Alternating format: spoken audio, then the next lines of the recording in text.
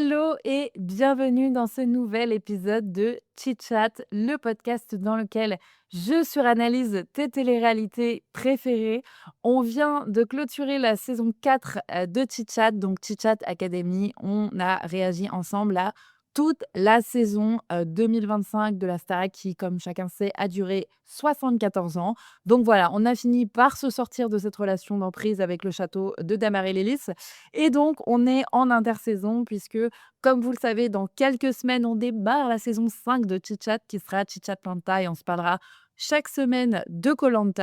Mais en attendant, pour patienter bien sagement avant de s'énerver sur des colliers d'immunité, on se fait des petits hors-série sur les émissions actuellement en diffusion sur la magnifique et problématique finalement télé française. Donc la semaine passée, on s'est fait un hors-série sur L'île de la tentation 2026, donc il y avait de quoi s'énerver, s'agacer, TW, relations, hommes-femmes, en télé-réalité, j'ai envie de vous dire. La semaine pro, on se fera un hors-série, sur le tout premier épisode de Mariés au premier regard, sachant que ça fait longtemps que j'ai pas regardé cette émission. Je sais que je vais être cringée, je sais que je vais trouver le montage interminable, je sais que je vais être agacée par la moitié, des profils proposés et en même temps, j'ai tellement envie de partager ça à mon micro pendant un épisode de 2 heures où je débug. Donc évidemment, on s'en reparlera. Mais aujourd'hui, on se fait une petite pause dans les téléréalités de dating, histoire de reprendre un peu de souffle et de croire un petit peu en l'humanité. Et donc, on va se parler d'une téléréalité de jeu, donc à savoir la toute nouvelle émission proposée par TF1 qui s'appelle Tricheur. Donc, elle est diffusée depuis 3 semaines. Au moment où j'enregistre ce react, j'ai regardé les 15 premiers épisodes, puisqu'on est sur un format de quotidienne contrairement aux émissions, que je viens de citer et même pour vous dire, étant donné que j'ai pas complètement fini ma relation d'emprise, et bien, j'ai toujours l'abonnement TF1+. Donc je suis même allée, jusqu'à regarder les 2 épisodes en avant-première. Donc j'ai regardé pour vous, dans le but avant tout de faire de la veille et de me sacrifier 17 épisodes de télé-réalité avec, un sacré casting. Donc pareil, ça, on y reviendra. Mais donc voilà, pour un petit peu vous en dire plus, sur l'épisode d'aujourd'hui, l'idée, c'est de vous expliquer un peu ce que je pense de cette mécanique, puisque comme on est sur une première saison de cette émission, je parle des tricheurs, et bien, de ce fait-là, il y a pas mal de choses qui sont intéressantes, à décortiquer. Il y a un casting qui, je trouve, est une proposition intéressante avec, cette idée, de proposer en majorité un casting issu de télé-réalité, mais on a aussi des profils hors télé-réalité. Ça, c'est clairement aussi quelque chose, je pense, qu'ils sont allés piocher dans les inspirations qu'ils ont dû avoir côté groupe M6 parce qu'il y a quand même pas mal, de formats sur le groupe M6 qui sont aussi plutôt dans le jeu dans le jeu de stratégie. Je pense qu'en fait, ils avaient envie vraiment, du côté du groupe TF1 de développer un peu leur The Power, qui est un peu, je trouve, l'émission de stratégie forte, du groupe M6, qui a une bonne image, et qui a réussi à conquérir un peu un public un poil plus large, je dirais, que les autres formats de télé-réalité du groupe M6 et je pense que voilà, le groupe TF1 dans son positionnement, ils essayent d'aller chercher ça aussi, ils ont vu aussi l'engouement qu'il pouvait y avoir autour du format Secret Story.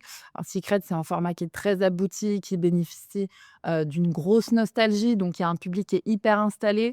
En plus, bon, j'en avais parlé, grandement sur la saison 1 de Chit Chat qui était dédiée au react de Secret Story 13, mais il y a aussi eu un peu un repositionnement de Secret Story un petit peu plus, voilà, pour viser, une audience, plus, CSP+, mais du coup, on avait aussi, amené le fait que l'embourgeoisement de Secret Story était aussi problématique. Bref, je vais pas vous faire la saison 1 du podcast. Mais en fait, quand on comprend, la stratégie un peu de concept, qui est proposée côté groupe TF1, on comprend aussi ce qui les a poussés à vraiment, créer Tricheur qui est, un concept, original, qui est un concept qu'ils ont créé, de leur côté, enfin du côté du département de télé-réalité. Ça se ressent aussi parce que c'est un concept qui est à la fois très travaillé et je dirais que le premier point de faiblesse, mais je vais rentrer dans le détail de tout ça, dans l'épisode, c'est que c'est aussi un concept qui est un peu trop complexifié. On sent que c'est une première saison, on sent qu'ils ont voulu tester beaucoup de choses. On sent qu'ils ont remis un peu des idées qu'ils avaient potentiellement de base plutôt pour Secret Story ou là plutôt sur Secret Story 12, donc le Secret Story de, j'allais dire l'année dernière, mais de la en tout cas de la première saison du reboot quand la saison est revenue, la saison avec Alexis, Lou, Charlène, Francesca, Justine et cetera. Cette saison-là, elle était plus orientée sur le jeu. Donc je pense qu'ils ont aussi remobilisé, certaines mécaniques qu'ils auraient pu aussi déployer sur Secret Story si, de base, ils étaient restés sur une vision très jeu, mais ils sont revenus sur quelque chose d'un peu plus télé-réalité sur la saison 13 parce que le public a gueulé et a dit: «Ne dénaturez pas non plus le concept et au pire faites une autre émission si vous voulez foutre des salles de jeu partout». Donc ils ont fait une émission salle de jeu et c'est de ça dont on va se parler sur, Tricheurs. Alors j'arrête pas de dire «Les Tricheurs», je voilà, j'y reviendrai aussi sur le nom de l'émission que je trouve un peu faible, un peu loupé. Pour le coup, c'est un petit point de faiblesse pour moi, sur cette émission. Mais donc voilà, le format tricheur, pour clarifier, en gros, l'idée, c'est qu'ils réunissent 14 personnalités dans une villa, qui est, on est clairement sur un tournage en plein hiver, donc on nous fait croire qu'il fait beau, mais ils sont vraiment tous quand même relativement, couverts. Il y a peu de maillots de bain, donc on est vraiment sur une émission, encore une fois, de jeu et donc l'idée, c'est que parmi ces 14 candidats, il y a 2 tricheurs qui sont, voilà, nommés par la prod. Vraiment, il y a même pas d'effort de créer, un espèce de maître du jeu comme La Voix ou quoi. Là, on est clairement sur, voilà, il y a des tricheurs qui ont été, nommés. Bon, pour être nommé tricheur, il faut quand même se manifester. Il faut appuyer sur un bouton pendant, la cérémonie hebdomadaire, de sorte, voilà, à pouvoir être sélectionné en tant que tricheur. Après, on va pas se mentir, la prod choisit les bons tricheurs pour lancer l'émission. Donc, si tu es un personnage secondaire, si tu es un PNJ, mais que tu as envie d'être tricheur, tu ne le seras jamais. Donc, il y a clairement des profils où on les verra jamais être tricheurs. Mais en l'occurrence, donc on a 2 tricheurs. Entre eux, les 2 tricheurs ne savent pas, qui est même l'autre tricheur et en fait, ils ont des pouvoirs tout au long de la semaine. Il y a, différents jeux, on va dire, de nomination qui te permettent ensuite, de nominer, les candidats, de ton choix et les tricheurs, en fait, ont, connaissance en amont des règles du jeu et parfois même des solutions du jeu. Donc, bah, être tricheur, c'est très impactant, parce que ça te permet d'avoir un énorme pouvoir, sur ce qui va se produire et globalement, in fine, quand même, bah, de te protéger et de faire en sorte de rester de plus en plus longtemps, puisque c'est une mécanique de manche. Alors, c'est pas une semaine, une manche parce que, bah, en fait, le montage est tiré en longueur, vraiment. Heu, vous sentez le nombre de A que j'ai mis dans le montage, c'est mon ressenti devant chaque scène qui se termine pas. Mais donc de fait, c'est à peu près 7-8 épisodes pour décrire une manche et donc à l'issue de chaque manche, il y a un ou une éliminée et hasard de dingue, ce ne sont absolument pas les personnages principaux qui reviennent dans chaque émission du groupe TF1 qui sont éliminés parce que évidemment il y a des contrats, des arrangements et des orientations de la prod, sinon on ne serait pas sur le groupe TF1. On commence à connaître la chanson, mais donc voilà, vous avez un peu la mécanique, et je vais y revenir de toute façon dans le détail, de la première rubrique de cet épisode. Donc pour vous mettre un peu, voilà au parfum de ce dont on va se parler aujourd'hui, si j'arrive à m'exprimer correctement. On va démarrer évidemment avec une analyse globale, bah, du concept de l'émission, des tops et des flops, de ce concept. Ce que je trouve, très réussi, ce que je trouve un peu foiré. Bon, j'ai commencé un petit peu à en parler. Maintenant, voilà, je vais revenir un petit peu plus dans le détail. Dans un temps 2, je vous dirai, ce que je pense du casting. Donc je vais vous parler des 14 personnalités qui ont été sélectionnées et je vais vous donner mon ressenti sur leur profil, ce qu'ils ou elles amènent à l'émission et si pour moi, c'est un top ou un flop en termes de casting. Et pour terminer l'épisode, je ferai un react des 2 premières manches, qui ont eu lieu, dans, la villa, des tricheurs. Donc voilà, je réagirai à ce qui s'est passé et si jamais vous n'avez pas, enfin si tu n'as pas regardé, l'émission, je m'arrangerai pour donner suffisamment de contexte sans mettre trop de spoilers non plus, pour que tu puisses suivre. L'idée, c'est que cet épisode, il peut être tout à fait écouté même si on n'a pas regardé Tricheur parce que c'est vraiment une analyse et que c'est, je dirais à la fois pour celles et ceux qui ont regardé, bah, on va comme ça, c'est un moment pour se partager, les ressentis et ça sera hyper intéressant encore une fois, comme d'hab, d'avoir vos retours en commentaire. Et si tu n'as pas encore regardé l'émission, bah, l'idée, c'est de te dire, à la fin de l'épisode, tu auras, la réponse de est-ce que tu dois regarder ou pas cette émission? Est-ce que ça va te plaire ou pas? En fonction de ce que tu aimes ou de ce que tu n'aimes pas. Avec la petite couche, analyse, mécanique télé-réalité de Chit Chat, comme chaque semaine, bien sûr. On connaît la promesse. Et justement, la promesse, vous le savez, c'est de se parler des concepts, des mécaniques, de vous donner un peu mon ressenti sur les coulisses de chaque émission. Donc, on va évidemment commencer par ça. C'est parti, on analyse ce tout nouveau concept proposé par le groupe TF1 qui est Tricheur. Et je vous donne mes tops et flops. C'est parti.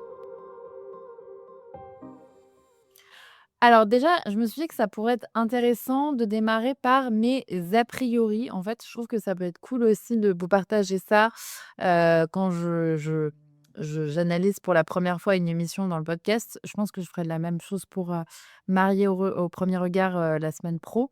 Mais c'est vrai que là, de prime abord, sur Tricheur, j'ai toujours envie de dire les tricheurs.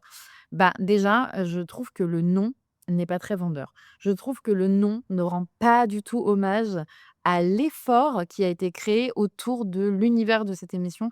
Il y a vraiment tout un univers onirique qui a été vraiment déployé sur sur ce concept. Je trouve qu'il y a plein de choses qui sont ultra abouties, mais alors vraiment le nom, même l'identité visuelle, je trouve que le générique, bon, bah, de toute façon maintenant avec l'IA, voilà, ils ont peut-être, plus de facilité et cetera, pour proposer, aussi des génériques un petit peu plus travaillés sur des formats de télé-réalité, je dirais, secondaires. Donc quand je dis secondaire, c'est que pour moi, bah, leur priorité, le vaisseau les 2 vaisseaux amiraux, oui, on accorde, on est d'accord? Bon, de toute façon, vous pouvez pas me répondre, mais les 2 vaisseaux amiraux, je dirais, de la télé-réalité TF1, c'est Secrets et la Starac. Donc c'est là où ils mettent le plus d'argent, grosso modo, et tout le reste, bah, c'est un peu des émissions secondaires où en fait, l'idée, c'est aussi de faire, du flux, de tenir, d'avoir des émissions qui sont économiquement plus rentables.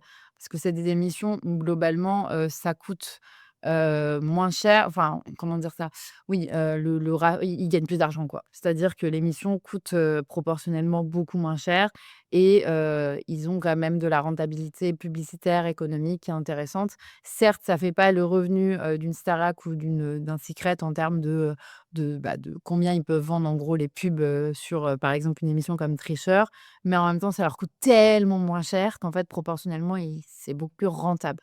Et donc en fait, bah, ces émissions secondaires, je trouve que pendant longtemps, tu sentais qu'ils faisaient vraiment le minimum syndical. Et d'ailleurs, je me suis tapé un délire cet été, quand j'ai commencé à réagir à la Villa des Cœurs Brisés. Vous savez, sur TF1+, vous avez, toutes les anciennes saisons, et je suis allée un peu fouiner parce que j'avais l'impression que l'émission avait beaucoup changé d'identité visuelle, notamment même juste le logo, en fait. Et comme dans le tout premier épisode de la Villa, bah, j'avais aussi analysé cette partie-là, j'avais essayé de diguer un peu, et en fait, oui, j'avais remarqué que sur les premières saisons, tu sentais que il y avait pas eu un effort, de foufou. Mais après, encore une fois, il faut considérer que l'émission est tellement ancienne que, bah, mine de rien, il y a 10 ans, tu avais pas exactement les mêmes possibilités, et cetera. Et c'est vrai que là, tu sens que globalement, même sur les émissions secondaires, ils font un plus gros effort. De toute façon, on sent aussi que sur Tricheur, c'est un format qu'ils ont quand même voulu travailler. Ils n'ont pas voulu faire, une émission un peu basique, à coller entre la Starac et les Anges. Ils ont quand même essayé de travailler un peu le truc, mais alors le truc qu'ils n'ont pas du tout travaillé, c'est vraiment le nom que je trouve pas bon du tout. C'est-à-dire que déjà, moi, encore, je pense même la semaine dernière quand je vous ai annoncé l'épisode d'aujourd'hui, j'ai dit: «Les tricheurs», et en fait, pourquoi? C'est parce que dans ma tête, je pense aux traîtres. Tu les traîtres, t'as les tricheurs. En fait, je trouve que ça fait vraiment copier-coller, et qu'il y a pas d'identité, qu'il y a pas de nom, je trouve qu'en plus, c'est pas très identifiant, des tricheurs dans des mécaniques de télé-réalité, de stratégie et de jeu, il y en a je ne sais pas combien. C'est la base de plein de mécaniques. Dans The Power, dans Secret, et cetera. Le concept, c'est qu'il y a des personnes qui ont un pouvoir supérieur aux autres candidats. C'est la base de tous les jeux de stratégie. Donc je trouve que c'est pas un mot qui est très fort. Alors certes, c'est évocateur de la mécanique qui, fonctionne vraiment sur le fait que, bah, sur The Power, tu as le pouvoir. Bon, bah, alors sur, le groupe TF1, vu qu'on va pas copier, on va appeler ça, de la triche, et on va dire que ce sont des tricheurs. Mais je trouve que du coup, c'est pas très vendeur. C'est un peu en fait, je trouve qu'ils auraient dû aller, au bout de leur concept. Je trouve que dans le reste du programme, Il y a beaucoup de choses qui sont beaucoup plus nommées, travaillées. Encore une fois, il y a un univers, vraiment qui a été un peu abouti. Typiquement, il y a une espèce de, on va dire de, alors c'est pas le bon mot, mais un espèce de bingo là, une espèce de pas de bingo, je dis n'importe quoi. Une espèce de machine à sous, qui est mise, au milieu du salon, qu'ils appellent donc le bandit manchot. Donc voilà, on est vraiment sur un effort de wording, de on va chercher les mots du casino. Donc le bandit manchot, il est très important parce qu'en fait, il affiche chaque semaine la tête des 3 nominés. Donc les 3 nominés sont les 3 personnes qui sont en danger de départ, et en fait, ce qui est assez, intéressant, c'est que, bah, au fur et à mesure, des différents jeux qui se déroulent pendant la semaine, ces 3 nominés vont changer parce qu'en fait, tu vas pouvoir participer à des jeux et les 3 personnes qui remportent les jeux, donc c'est beaucoup des mécaniques par 3. Les 3 personnes qui gagnent ce jeu descendent en salon des décisions. Donc c'est voilà, une espèce de salle de jeu, donc avec comme une table de casino et en fait, tu as 3 personnes qui conversent et qui vont dire, on nomme ces 3 personnes ou on switch une ou 2 ou 3 personnes selon les droits qu'ils peuvent avoir, par rapport au jeu qu'ils ont, gagné. Et puis ensuite, ils remontent dans le salon et sur le bandit manchot, viennent s'afficher les 3 têtes des 3 personnes qui sont maintenant nominées et il y a un autre usage, c'est que tu peux activer un bras, une manivelle, à certains moments quand il y a une alarme qui retentit et en fait, tu peux, et bien, oui, pointer du doigt, nommer une personne que tu penses être tricheuse. Non, c'est pas la manivelle des décisions, mais vous voyez, c'est pareil. J'ai pris 72 000 notes, mais il y a tellement de noms, de concepts dans toute l'émission que j'ai du mal à me rappeler de tous les noms, j'avoue. Mais donc voilà et ce qui est intéressant comme, dans cette mécanique, c'est que cette fameuse manivelle, pour, montrer du doigt, pour, mettre en lumière, un ou une tricheuse, enfin un tricheur ou une tricheuse, tu ne peux l'activer qu'une fois dans tout le jeu. Donc c'est aussi intéressant de faire ça parce que, bah, ça crée un petit peu d'autocensure et donc un petit peu plus de suspense et de jeu et de rareté. Déjà, tu ne peux pas le faire tout le temps. Tu peux pas tout le temps essayer de dénoncer un tricheur. C'est encore une fois que quand il y a la petite, musique, la petite alarme qui retentit. Mais surtout, hem, bah, en fait, tu as qu'une fois dans le jeu où tu peux le faire. Donc une fois que tu as utilisé, bah, ça, une fois que tu as activé la manivelle une fois, tu ne pourras plus jamais le refaire dans l'aventure. Donc bah, forcément, ça fait aussi que, ça permet aux tricheurs de résister plus longtemps et c'est ça qui est intéressant parce que c'est un peu comme, dans les 12 coups de midi où vous savez, vous avez les gens qui restent pendant, 500, épisodes, qui restent les champions là. Bah, c'est un peu la même chose. Le fait que des tricheurs restent, pour le coup, c'est hyper excitant. Et ça, je trouve que c'est une mécanique qui est intéressante parce que je vous disais, ça fonctionne en manche, donc voilà. Donc au cours d'une manche, tu as différents jeux, comme je disais, qui te permettent ensuite, bah, de gagner, l'accès à cette salle des décisions et de discuter avec, 2 autres personnes, donc à 3 des nommés et cetera, comme j'expliquais et ça, en fait, ça va se produire plusieurs fois. C'est-à-dire que, il y aura forcément du retournement de situation. Globalement, ben, pour clarifier, c'est si les nommés, n'arrangent pas la prod, alors il y aura un jeu supplémentaire, en mettant quelqu'un qui est bien proche, de la prod, par exemple Ahmed, pour ne citer personne, de sorte à ce que, les vrais nommés qui sont affichés sur le bandit manchot, et bien, s arrangent davantage la prod et que ce soit moins dangereux de perdre l'un des candidats. Parce qu'on est sur un jeu éliminatoire, hein. Même si on est sur un format où on retrouve des candidats de télé-réalité ou des personnalités que l'on connaît déjà, et bien, par contre, on a vraiment des départs à l'issue de chaque manche. On est vraiment sur un jeu. Donc pour le coup, ça aussi, c'est intéressant, ça crée un petit peu de suspense. Mais clairement, par exemple, il y avait aucun monde, aucun univers, aucune galaxie où on perdait Maïsan en semaine 1, on va pas se mentir. Alors que Maïsan n'est, souvent, pas en grande odeur de sainteté parmi les autres candidats télé-réalité, donc très probablement toujours nommée, mais bien sûr, elle est toujours nommée, mais en fait, non. Et on comprend pas trop pourquoi et si on comprend pourquoi, c'est parce que, la prod s'arrange, de sorte à ce que ce ne soit pas le cas et en même temps, j'ai envie de vous dire, s'il y avait pas Maïssa dans l'émission, ce serait vraiment très dommage parce qu'elle porte encore une fois le format comme dans à peu près chaque concept auquel elle participe. On est d'accord, la personne qui a vraiment casté Maïssa la première fois pour la faire entrer à l'époque dans Les Marseillais a vraiment eu une vision infrarouge, c'est une dinguerie. Mais donc, Donc voilà, il y a ce concept-là, il y a le salon des décisions, le bandiment chaud, hem et donc à la fin de la semaine, une fois que les nommés arrangent la prod, eh bien, il y a, la réunion, la cérémonie hebdomadaire. Vous voyez, il y a trop de wording, il y a trop de mots. Là, qui est animée par, Christophe, Beaugrand, qu'on voit un petit peu dans l'émission, donc c'est un peu l'animateur de l'émission. Et bien, donc ensuite, ils reviennent dans cette espèce de salle de casino là, tous les candidats et parmi, les 3 nommés, en fait, ils sauvent une personne. Donc voilà, chacun, ils ont une voix, mais évidemment, c'est un peu comme dans Secret Story. Il y en a qui ont des doubles voix, il y en a qui ont leur vote qui est banni et cetera. De même, de sorte potentiellement à orienter un petit peu les choses, voilà. Et ensuite, il reste 2 personnes sur la sellette et là, c'est, une prise de risque pour une prod de télé-réalité puisque à la fin, et bien, ça se joue à la roulette. Donc c'est, le fruit du hasard et donc chacun des 2 derniers participants choisit une couleur entre, le rose et le noir et en gros, c'est celui qui, le plus de fois, a perdu à la roulette et bien qui sera éliminé. Mais il y a un petit twist qui, je trouve, est très intéressant mécaniquement, c'est qu'il y a une case dorée et la case dorée, c'est un reverse où en fait, les 2 personnes qui étaient sur la sellette et donc parmi elles, une, des personnes devait partir eh bien, tout s'inverse et elles peuvent se remplacer et choisir d'autres personnes à mettre sur la sellette qui pourraient être éliminées, donc ce qui pourrait renverser le jeu.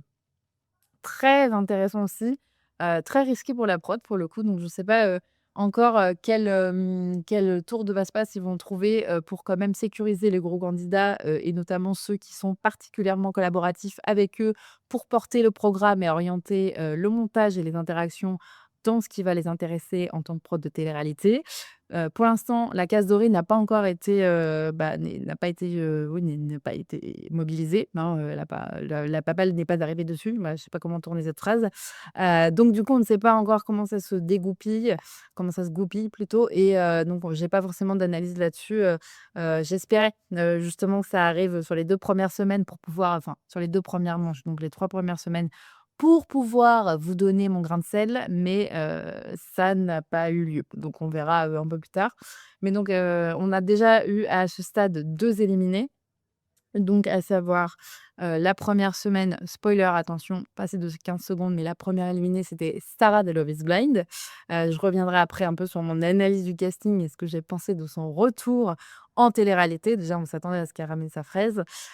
Et puis, en semaine 2, alors je pense que je l'ai vue parce que j'ai avancé dans, les épisodes, en avant-première, donc je vais pas dire le nom, mais il y a un énorme plot twist. C'est-à-dire que, il y a 2 personnes, effectivement, qui étaient à la roulette pour, la fin de la manche 2, mais il y a quelqu'un qui est rentré dans la salle des décisions, voilà, de manière très dramatique pour, eh bien, switcher de place et se sacrifier. Donc c'est très intéressant. De vous à moi, encore une fois, je pense que c'était très préparé par la prod, et je le ressens aussi dans le jeu même de Christophe Beaugrand qui donc, est là pour animer uniquement les jeux et la salle de décision, et qui joue un peu l'étonnement, la surprise et je trouve que ça se voit que c'était complètement prévu d'avance. Enfin, c'est mon point de vue, de complotiste de télé-réalité professionnelle. Je pense que je peux mettre ça sur LinkedIn, hein, vraiment. Selon moi, c'était complètement prévu dans le cas où les personnes en question allaient se retrouver sur la sellette, donc je tombe pas de l'arbre, mais en tout cas, c'est toujours intéressant d'avoir un petit plot twist final sur une fin de manche en télé-réalité de jeu. Donc voilà. Et justement, on peut se parler de Christophe Beaugrand, dans le concept. Moi, j'avoue que c'est un peu ça qui m'a amenée à regarder parce que je me suis dit: «Il y a un côté stratégie jeu et il y a Christophe Beaugrand, ça veut dire qu'il y a une vibe Secret Story» et en plus, je reviendrai sur la partie analyse du casting, mais on a 2 candidats de Secret Story qui sont des très bons candidats, qui étaient plutôt des personnages principaux et qui étaient plutôt, présents dans les dans les différents arcs de Secret Story comme des profils plutôt de joueurs. Ils avaient déjà cette casquette sur leur saison de Secret, donc c'est en plus un bon casting, de les voir, apparaître sur Tricheur. Et donc c'est vrai que je me suis dit: «Ça, c'est cool, ça me fait venir», mais j'avoue qu'en réalité, j'ai pas du tout, enfin, j'accroche pas. En fait, je trouve qu'il amène pas spécialement de valeur ajoutée. Donc ça n'a rien à voir, avec lui, hein, avec tout mon respect, vraiment, ça n'a rien à voir. Mais juste, en fait, dans le concept, il est assez, secondaire et je trouve même que, il y a un monde où en fait, je vois pourquoi ils le font venir parce que typiquement, donc bon, sur les jeux, je pense que parfois, bah, en fait, il y a des mécaniques déjà tout le temps, il faut créer des nouveaux jeux, il faut les expliquer aux candidats et cetera. Je pense que c'est un peu long et forcément, il faut un maître du jeu, tu vois? Donc d'une manière ou d'une autre, soit c'est, une voix comme Secret, soit c'est un peu plus incarné. Bon, tu me diras dans Secret, il y a Christophe Beaugrand aussi. Hem mais je pense qu'ils ont proposé aussi une animation à la Christophe Beaugrand pour qu'on reste sur du jeu, mais avec du croustillant, de télé-réalité et donc en fait, ce qui est relativement, on va dire, intéressant, c'est que vous savez, donc sur ces cérémonies-là, de fin de semaine, éliminatoires où tous les candidats, choisissent une personne qu'ils vont sauver parmi les 3 nommés et ensuite, bah, les 2 personnes restantes vont à la roulette, du hasard. Bah, évidemment, là, Christophe, c'est le moment où il va poser des questions un peu juicy, et donc bah, forcément, ça va créer un peu de contenu en plus. Encore une fois, l'idée, c'est de rentabiliser chaque journée de tournage et si possible, en faisant des séquences bien croustillantes. Donc j'ai envie de dire que sur ça, effectivement, il amène quelque chose. Après, je trouve que dans Secret Story, il a vraiment, pour le coup, un rôle très présent. Il a une grosse, incarnation. Il est, plutôt dans un côté un peu ironique. Enfin, il amène un truc, que moi j'aime bien et j'avoue que là, pour le coup, sur Tricheur, je trouve qu'on passe un peu à côté. Est-ce que c'est le montage? Est-ce qu'il y a des choses qu'ils n'ont pas gardées? Est-ce que en fait, ça n'a pas été écrit, comme ils, le pensaient et puis, en fait, en tournant, l'émission, bah, on n'a pas réussi à lui donner la place, j'en sais rien.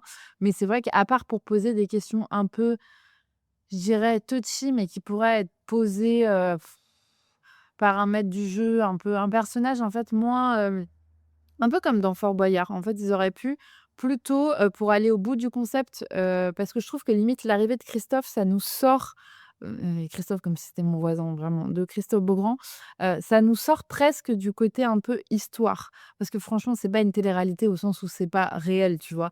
Comme c'est tous des gens qui sont déjà connus, qui ont déjà fait des émissions en grande majorité, c'est archi joué, c'est archi orienté. On voit bien qu'on voit pas tout, on voit bien que la prod leur parle dans la journée. Typiquement, il y a un autre point, c'est que, l'émission commence avec, la situation initiale qui est qu'ils arrivent dans l'émission, ils savent, donc les candidats qu'ils participent à un jeu de stratégie, mais ils n'ont pas idée des règles. Et c'est assez intéressant parce qu'en fait, ça va revenir après dans des mécaniques, tout au long de l'émission. C'est qu'il y a cette idée un peu de trouver la règle. Parfois, il y a des jeux comme ça qui te permettent justement d'accéder à ce salon des décisions et quand tu es tricheur, en fait, on te donne la règle avant et du coup, bah, si tu es malin, bah, tu peux essayer de gagner le jeu pour accéder au salon des décisions, mais il faut pas que tu le gagnes, de manière trop évidente parce que sinon tu vas te faire cramer en tant que tricheur et tu vas te faire dénoncer la prochaine fois que, il y aura la petite musique qui permettra de dénoncer un tricheur au bandit manchot. Waouh, tu vois? Faut l'expliquer quand même, hein, le concept. Voilà là là. Faut sortir un paperboard, en fait, pour regarder l'émission. Ça, c'est un peu vraiment la limite quand même du Beans. Heu, mais bref, donc certes, il y a ce côté trouver la règle et donc c'est assez marrant parce qu'ils arrivent dans l'émission et ils savent pas, en fait, de quoi ils vont en retourner. Mais en fait, je trouve que ce qui est très dommage, c'est que tu te dis: «Ben, OK, il va y avoir un premier jeu qui va être tout simplement qu'ils vont, devoir trouver le concept de l'émission et les 2 personnes qui vont gagner seront tricheurs, mais ils vont trouver un twist pour que les autres ne sachent pas qui a gagné et cetera, dans quel ordre et tout et tout. Et en fait, c'est pas particulièrement, le cas. C'est-à-dire qu'on nous dit: «Ouais, c'est trop marrant, ils connaissent pas les règles» et puis en fait, à peu près la moitié du premier épisode, c'est balayé et en fait après, on explique le concept et en fait c'est, The Power mais pas The Power parce qu'on ne peut pas refaire The Power et qu'on est sur un autre groupe télé donc il faut refaire un autre concept. Mais globalement, voilà, je trouve que ça par exemple c'est très dommage. Ça aurait pu être beaucoup plus exploité. Mais du coup, bah, la saison démarre plutôt avec cette idée-là, mais très rapidement, en fait, Christophe va venir leur expliquer, ce en quoi va consister, l'émission et puis au milieu, parce que les règles sont un peu longues, on se farcit, le classico des émissions de télé-réalité dites de recyclage. Le terme n'est pas très glorieux, mais pour dire, des émissions où on retrouve pas des primo-candidats, mais des gens déjà connus et a fortiori déjà de télé-réalité. Et donc on se tape, évidemment, Nicolo et Simon Castaldi qui sont tous les 2 des ex d'Adixia et qui doivent, se parler. Maïsan qui a 42 ennemis alors qu'il y a moins de candidats que d'ennemis, enfin bref. Tu capté? Donc on se farcit ça, sauf que c'est les mêmes séquences qu'on se tape à chaque fois. Là, il y a quelques mois, j'avais commencé à regarder The Cerveau en me disant: «Je ferais peut-être un hors-série analyse». Bon, je vous avoue, j'ai trouvé que c'était pas bon, pas très bon, enfin très décevant. Si je fais une aparté là-dessus, mais je trouvais que pareil que Tricheur, au niveau de l'univers de l'émission, c'était hyper abouti. Je trouve qu'il y a eu énormément de belles choses qui ont été faites. Mais ce qui m'énerve, c'est que contrairement au groupe TF1, où je trouve qu'il y a quand même un côté où si on dit qu'on fait un jeu de stratégie, on prend des candidats qui sont capés pour le faire et on assume qu'il va y avoir de la strat et que les gens sont là pour jouer et que les gens sont un peu joueurs et qu'ils ont un peu de vis et de tournevis, mais de manière rigolote. Là où sur le groupe M6, on est vraiment ouais, on est en RP, Nabila dans Les Anges en 2015 et l'objectif, c'est d'avoir l'air nunuche, principalement les meufs, hein, évidemment. Les hommes se disent très joueurs, mais ils se font, enfin, tu vois, moi, les premiers épisodes, tu vois Nicolas Lozina qui arrive en mode: «Je suis trop joueur, je suis trop fort» et cetera. Sa meuf, donc Stéphanie Carbois, Stéphanie de Secret Story 4, pour les intimes, en fait, est meilleure que lui et du coup, tel un mec de télé-réalité, il est vexé sur 18 générations. Tu es là, tu as la flemme, tu as, les meufs, de télé-réalité, qui sont sans doute très smart, dans la vraie vie, mais qui font exprès d'avoir l'air bébêtes et de pas arriver à faire une addition. Et moi, j'étais en mode: «OK, j'ai compris». C'est pas une télé-réalité de stratégie, c'est une télé-réalité où on prend des candidats qui vont, dire face cam pendant chaque interview que: «Ah, ah, ah, ils sont débiles et ça passe faire 2 plus 2 et ça m'énerve. Ça me tend, ce narratif des gens de télé-réalité qui sont débiles, ça me saoule. Ça m'a saoulée, c'est bien, ça a permis à Nabila de percer, mais tout le monde sait très bien que Nabila, elle est pas si bête que ça, bien au contraire et en fait, moi, ça me met toujours très mal à l'aise parce que c'est quasiment que des meufs à chaque fois qui jouent ce RP, nunuche, il peut y avoir des mecs qui l'incarnent aussi, mais statistiquement, ce sera toujours plus des meufs et ça me tend et en fait, je préfère, vraiment pour le coup des profils à la Maïsan, qui, des fois, bon, elle est dans un truc un peu méprisant des autres candidats, donc elle participe un peu au narratif aussi de des gens de télé-réalité sont débiles sauf elle. Mais en moins, tu vois, il y a un peu une contre-proposition et je trouve que, pour le coup, dans le Tricheur, tu as quand même un truc où il y a des interruptions des programmes toutes les 2 minutes pour se parler, des ex d'Adixia et des triangles amoureux, interminables qu'on nous refourre et voilà, avec lesquels on nous gave télé-réalité après télé-réalité.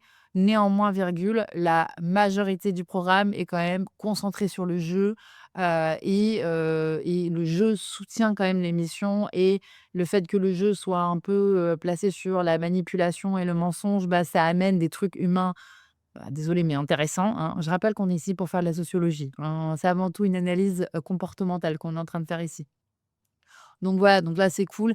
Là où The Cerveau, bah, c'est trop dommage parce que le concept est sympa, l'analyse est sympa. Cette année-là, c'était très marrant parce qu'ils avaient, des anciens. Il y avait Benoît, bah, pareil de Secret Story 4 et je me rappelle plus de qui était l'autre personne, qui était en coulisses en train de faire un peu les commentateurs, un peu comme dans, Marié ma 4 mariages pour une lune de miel ou je sais pas quoi là. Donc ça, j'adore ce genre d'écriture, mais le côté, les candidats de télé-réalité font les débiles, ça me tend au dernier degré. Vraiment, ça me saoule. Ça m'énerve et en fait, genre, ça saoule tout le monde. C'est que, je veux dire, nous-mêmes, quand on regarde, on est en mode: «Mais évidemment que c'est fake». Enfin, évidemment que tu arrives à faire 4+2. Tu y arrives. Concentre-toi, tu y arrives. Tu vois? Genre, limite, genre, là, je vous en parle, je suis tendue, j'ai envie de les engueuler. J'ai envie d'engueuler une candidate imaginaire de télé-réalité qui a intériorisé qu'elle devait faire la débile pour percer. Ça me tend. Voilà, déjà mon débit de parole, il a fait je suis passée en x2 là, donc voilà. Donc là, déjà, au moins d'un tricheur, j'ai pas ça. Donc je ferme la digression sur The Cerveau, mais justement, je voulais aussi en reparler parce que, par contre, je trouve qu'il y a des codes de The Cerveau qui ont été réexploités sur Tricheur, notamment, la narration. C'est-à-dire qu'il y a, dans Tricheur, une petite voix, qui est un peu, en mode, qui est un peu en lien vraiment avec les téléspectateurs, qui brise un petit peu, voilà le côté histoire, et qui fait un peu des blagues, qui est un peu humoristique, qui se met un peu dans les chaussures de ce que pensent les gens sur leur canapé. C'est presque une narration un peu de React, et tu avais la même chose dans The Cerveau et c'est ça, je trouve que ça, pour le coup, c'est une écriture que j'aime beaucoup parce que je trouve que c'est marrant.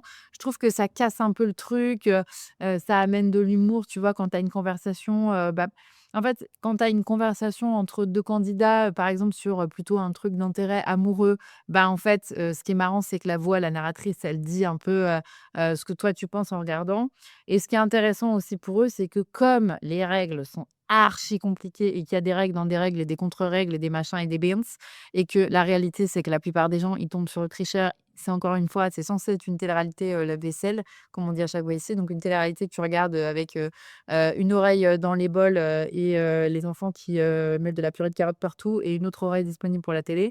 Donc il faut que ce soit, un peu compréhensible et heu et c'est vrai que, bah, il y a tellement de règles et cetera qu'il faut tout réexpliquer tout le temps et donc bah, la narration pour le coup, elle le fait très bien parce qu'elle le fait, mais de manière un peu drôle, un peu sympa. Franchement, c'est bien écrit cette partie-là. Par contre, ce qui est relou, c'est que si tu fais comme moi et que tu t'enquilles les 15 épisodes, tu es tout le temps en train d'avancer. Après moi, je suis pas patiente, hein. Le +15, il me chatouille les doigts à tout moment. Mais là, c'est vrai que je suis tout le temps en train d'avancer de 15 secondes parce que la meuf, j'allais dire la go, vraiment, elle réexplique tout 800 fois et ça, c'est un peu chiant. En vrai, quand tu regardes tout d'un coup, c'est un peu relou et la vérité, c'est que pour moi, ces émissions-là, effectivement, tu as un public qui va le regarder un peu en dilettante, 1 jour sur 4, il faut arriver à raccrocher les wagons. Mais en réalité, les gens qui vont un peu rentrer dans le jeu, moi, je trouve que c'est pas, une émission à laquelle tu es attaché au point d'y revenir en quotidienne. Pour moi, c'est pas la Starac, tu pas envie de revenir tous les soirs. Par contre, une fois que je suis dedans, je peux m'enquiller 3 épisodes sans problème. Mais du coup, si tu fais 3 épisodes d'un coup, franchement, déjà, il y a des trucs qui tournent en longueur, mais il y a des jeux qui sont interminables et je pense qu'ils sont interminables au montage parce qu'en fait, les jeux ne disaient pas grand-chose. C'était pas si bon que ça. Ça permettait juste de faire avancer, l'histoire, bah, parce que, le but, encore une fois, c'est de faire autant de conseils, de décisions pour changer les nommés, que ça arrange la prod en fonction de qui est déjà nommé. Mais des fois, là, le dernier épisode que j'ai regardé, il y avait, un jeu où, tu sais, tu es sur, bah, tu sur une table de casino. Les gens venaient voir bon là, c'était pas, du coup, géré par, Christophe Beaugrand. Il y a aussi des, oui, des je sais plus comment ça s'appelle, mais bon bref, des employés de casino, on va dire, qui viennent et qui leur font faire des jeux de cartes ou des jeux de dés, bref. Mais en fait, le jeu de cartes, il a duré 40 plombes. Donc entre les 2, en plus, c'est entrecoupé de séquences, love entre, Marvin qui sait pas où il doit donner de la tête, entre, Mélanie et Catel, et donc c'est là, ça tire en longueur. La conversation entre les 2 personnages est longue. Le jeu est long. C'est vrai que des fois, c'est long, mais c'est long, mais c'est long et tu sens aussi qu'il y a certains épisodes où, c'est moins rythmé que d'autres parce qu'en fait, tu sens qu'ils veulent arriver à un point où, à la fin de l'épisode, tu as un gros suspense qui te fait revenir sur l'épisode suivant et que selon les cas, ils font un petit peu tirer certaines séquences et certaines histoires et certaines discussions et certaines mécaniques pour que l'écriture de l'épisode tombe ou à la fin des 45 minutes d'épisode, tu as un gros, cliffhanger, tu as un gros suspense et tu reviens le lendemain. Et en fait, je trouve qu'il y a vraiment des épisodes où ça se ressent et où les mécaniques sont longues. Il y a vraiment des jeux qui sont longs, mais longs, mais longs, mais longs, mais longs, mais longs. Et alors en plus, vraiment, il y a aussi les jeux, donc là plutôt les jeux, animés par Christophe Beaugrand, où je vous avoue que des fois, ouf, on est en mode, en fait, tu sens que même la prod, au montage, ils se sont dit: «On va pas s'emmerder, on va pas leur expliquer toutes les règles» et ils nous expliquent les règles au fur et à mesure parce que tu te rends compte que même eux, vraiment ça m'a fait bugger mentalement, là, que même eux, ils se sont dit: «En vrai, ça va être trop long, ça va être trop chiant, c'est pas possible», donc on expliquera au fur et à mesure du déroulé du jeu. Mais du coup, c'est ça que je trouve un petit peu dommage, c'est que la mécanique, elle est hyper bien travaillée, mais elle est mal vendue dans le nom, ça, j'ai déjà dit. Mais il y a aussi ce côté où du coup, c'est un peu ça traîne et c'est un peu compliqué et je trouve qu'au bout de 15 épisodes, tu as du mal à comprendre un peu tous les tenants et les aboutissants. Tu mets vachement de temps à comprendre le concept et en fait, tu te dis: «Bizarrement, eux, les candidats, ils ont tout compris, ils ont tous les bons réflexes» et en fait, c'est là où tu sens que la prod, elle est hyper présente en réalité sur le tournage et qu'ils passent leur temps à leur expliquer les concepts et cetera. Bon, de toute façon, là, c'est clairement des tournages où on les voit pas toute la journée. On les voit que, en fait, c'est vraiment, c'est un taf. C'est un taf comme un autre. Tu les vois sur leur journée, tu vois et tu les vois le matin, ils sont déjà, maquillés, préparés, habillés, machin, on les voit même pas tant manger, en fait. Je suis en train de me dire, on ne les voit jamais manger. Donc même les repas, c'est pas filmé. C'est vraiment, tu sens qu'ils font, ouais, c'est un 9 to 5 quoi. Ils font leur journée de travail et bon, sauf qu'eux, ils tournent aussi le soir. Mais, mais c'est vrai que des fois, il y a un peu ce truc où au bout de 15 épisodes, je me suis dit: «Mais je suis pas sûre d'avoir encore saisi toutes les mécaniques», alors que la petite voix là, elle les réexplique 14 fois et que moi, comme j'ai un podcast, je prends carrément des notes en visionnant. Je suis la seule en France à faire ça. Je suis vraiment la seule personne qui prend des notes en regardant Tricheur, c'est une certitude. Donc je me dis, les gens qui prennent, pas de notes, qui vident leur lave-vaisselle, qui regardent un jour sur 2, c'est intenable. Tu comprends rien. Et l'autre point que je me suis dit aussi, c'est que du coup, c'est très difficile, en fait, d'expliquer aussi les dynamiques relationnelles parce qu'il reste assez peu de place. Une fois que tu as 2 triangles amoureux, 42 concepts, 42 retournements de situation et nominations, en fait, c'est très compliqué de laisser de la place juste pour expliquer les clans. Et là, par exemple, à ce moment de la du visionnage, je suis, sur la fin de la manche 2 et donc on comprend que, avec, le retournement de situation qu'il y a eu, il y a un clan qui est défavorisé par rapport à un autre. Moi, je suis en mode, je ne sais jamais quel clan est avec quel clan. Et en plus, je pense qu'il y a un truc où si tu as regardé les émissions de télé-réalité précédentes des participants, peut-être que tu comprends mieux, pourquoi ils sont en clan, avec qui ou pourquoi inversement ils sont en embrouille. Mais moi franchement, j'ai pas toujours la ref et même pourtant là, je commence à bien tous les connaître. Je suis en mode, enfin, tu vois, je suis pas non plus en train de tenir l'organigramme, des embrouilles de la télé-réalité. Donc à un moment donné, compliqué et du coup, en fait, c'est vrai que ce qui est un petit peu difficile, c'est que tu pas pris autant au jeu que Secrets, par exemple, quand il commence à y avoir des guerres des clans et là, on arrive à ce stade, donc ça va être un nouveau développement qui va être intéressant en vrai pour l'émission à regarder. Je me suis dit: «Là, c'est bien, ça m'allait le lancer». Mais c'est vrai que tu as du mal à comprendre qui est avec qui sont les clans, et en plus, c'est assez, forcément, c'est assez volatile parce que le but, c'est de se manipuler les uns les autres. Il y en a qui sont tricheurs, ils peuvent pas du tout le dire, ni même à l'autre tricheur, mais même aussi aux personnes de leur clan. Donc même les tricheurs sont, en alliance avec des personnes, mais à la fois obligés de leur mentir et en fait, la voix, elle est tout le temps obligée de nous guider, de nous tenir par la main pour nous expliquer ça parce qu'en fait, c'est très compliqué. En fait, il y a plusieurs couches et surcouches de lecture pour bien comprendre toutes les interactions. Mais du coup, à la fois, ça peut être stylé. Au moins, je trouve que c'est une émission où quand même, t'es pris dedans, tu regardes les épisodes, bon, à part quand les jeux sont interminables, hein, comme on s'est dit, mais t'es pris dedans. Mais en même temps, je trouve qu'il y a tellement de trucs à comprendre au début de la saison que tu as du mal à tout comprendre, à tout capter et à comprendre les interactions entre les gens. Et du coup, les décisions qui sont prises, par exemple, en salle des décisions, c'est pas aussi excitant de les comprendre et de les découvrir parce que tu comprends pas bien qui est en embrouille avec qui et qui est pote avec qui, tu vois?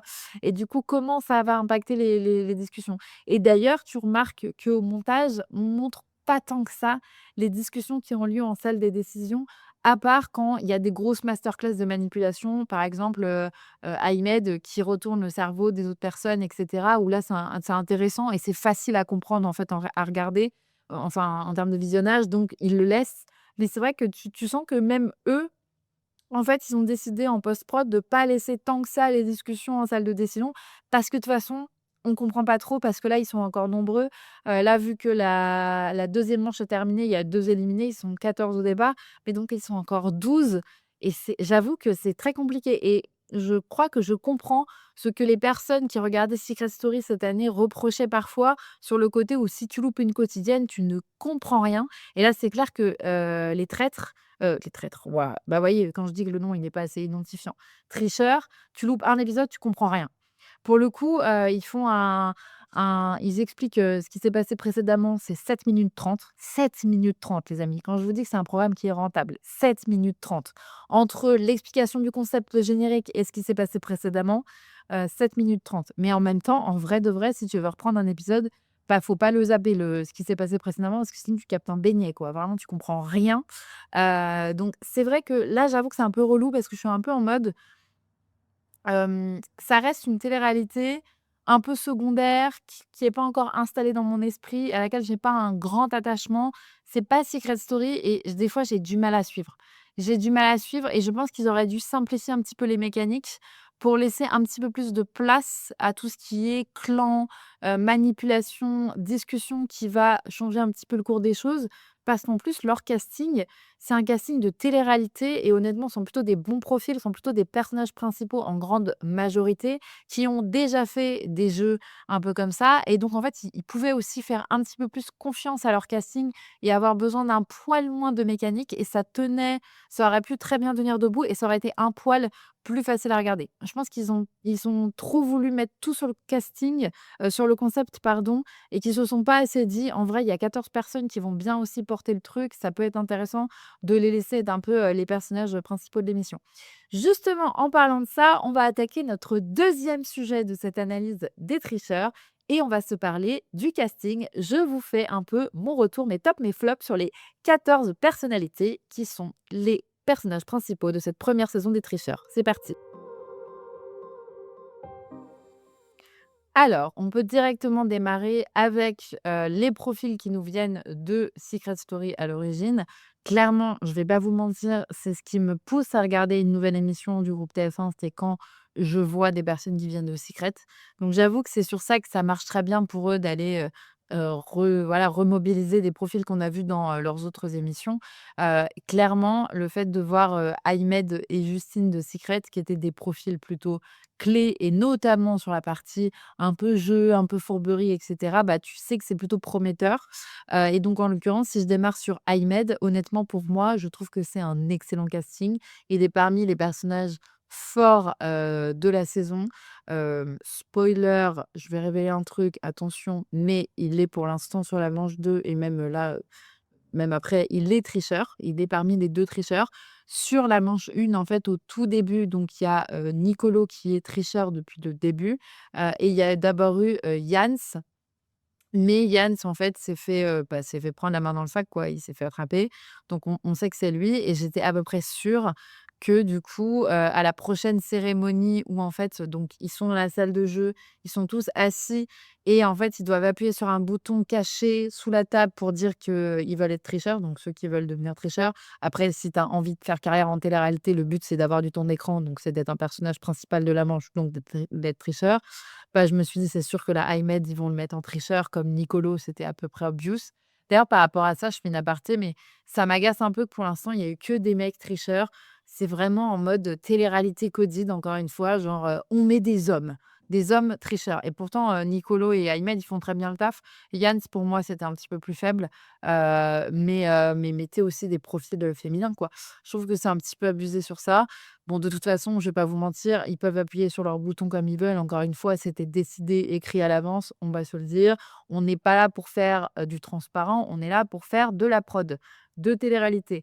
Mais bref, Ahmed pour le coup, il arrivait déjà d'ailleurs à exister dans le programme avant d'être tricheur. Sur, la manche 1, quand Yann c'était tricheur, il était déjà, je trouve, dans les personnages principaux. On le voyait déjà beaucoup en interview et pour le coup, ben, c'était justifié parce qu'en fait, c'était un personnage intéressant à suivre.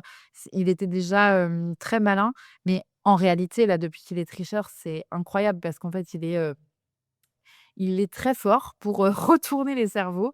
Les gens l'appellent la girouette comme à l'époque de Secret où Romy l'avait appelé la Gigi devant la France entière et c'est drôle parce qu'à l'époque, tu avais vraiment l'impression que ça frustrait Ahmed d'être appelé comme ça et en fait, je pense qu'il a fini par comprendre que c'était son personnage à jouer, en fait, que ça venait un peu naturellement de lui. Je dis pas que c'est du tout une mauvaise personne dans la vraie vie, clairement, là, mon analyse, c'est sur des personnages de fiction, hein. On n'est pas du tout sur une analyse à la Star Academy ou à la Secret Story, quand ils participent pour la première fois, où on est sur des gens qui viennent, je dirais, comment dire ça? Avec leur vraie personnalité, tu vois? Genre, vraiment nature, peinture, sculpture.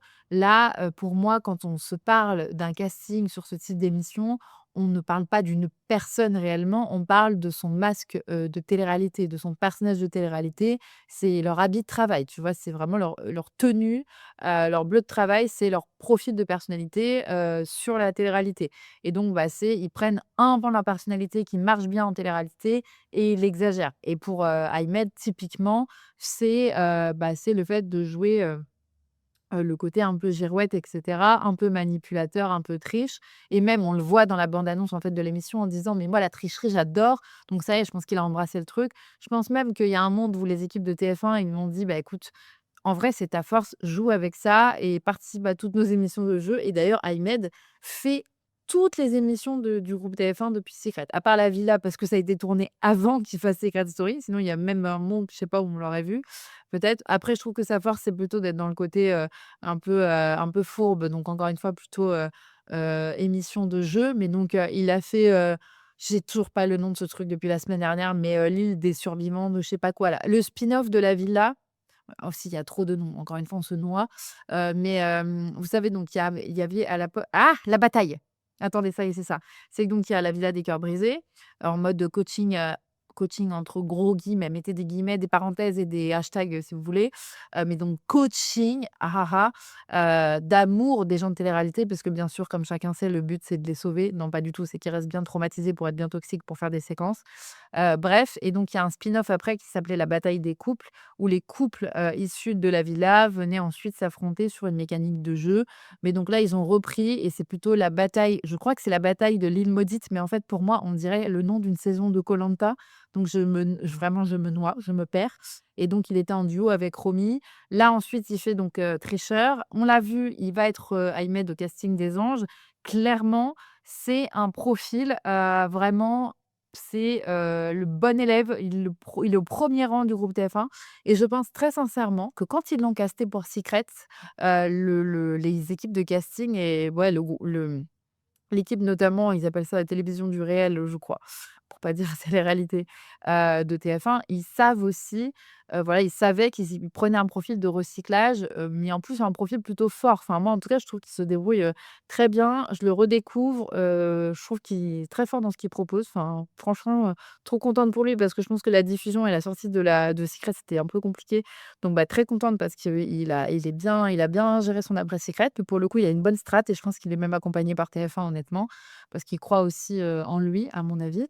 Mais donc en fait, ce qui est intéressant, la réflexion que je me faisais, c'est que, vous savez l'année dernière, enfin là, c'est difficile de dire, mais il y a 2 ans, 1 an, parce que là, on va arriver sur Secret Story 14. Mais donc sur Secret Story 12, la première saison là depuis le reboot, comme c'était un Secret Story un petit peu à part des autres, vous savez, on en avait parlé, c'était une saison un peu, écrite comme un peu The Circle, comme les formats un peu plus Netflix. C'était beaucoup plus orienté jeu, un peu moins love, c'était beaucoup moins dramatique. C'est la seule saison où il y a eu très peu de confrontations, même il y avait un triangle amoureux, mais la prod a été beaucoup plus sage que dans les autres saisons, y compris dans la saison d'après, par rapport à ça. Et en fait, ce qui s'est passé, c'est que du coup, ils sont aussi allés chercher des profils de candidats qui étaient un petit peu différents des autres années, et qui sont des candidats et qui ont bien raison, mais qui sont venus chercher la visibilité et qu'on dit: «On refoutra pas un pied dans une émission de télé-réalité», à part Maxence, mais qui pour le coup, Maxence, en plus, je trouve, donc on l'a vu nous, les tchatos, vu qu'on a regardé La Villa, bah, on l'a vu sur La Villa.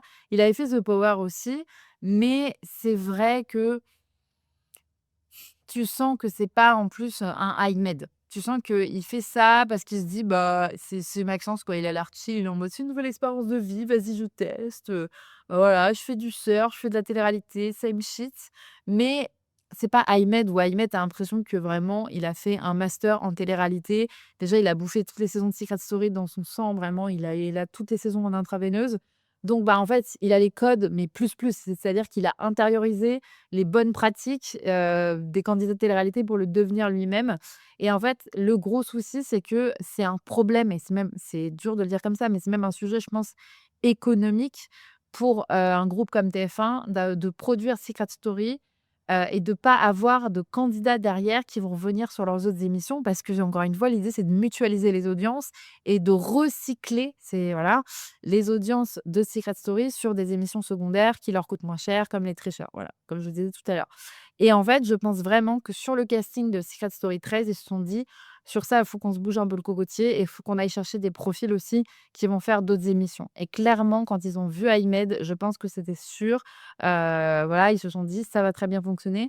Ahmed d'ailleurs, qui avait été, c'est drôle, mais qui avait été dans le public de Secret Story 12, et on avait vu une photo de lui, avec Christophe Beaugrand et tout.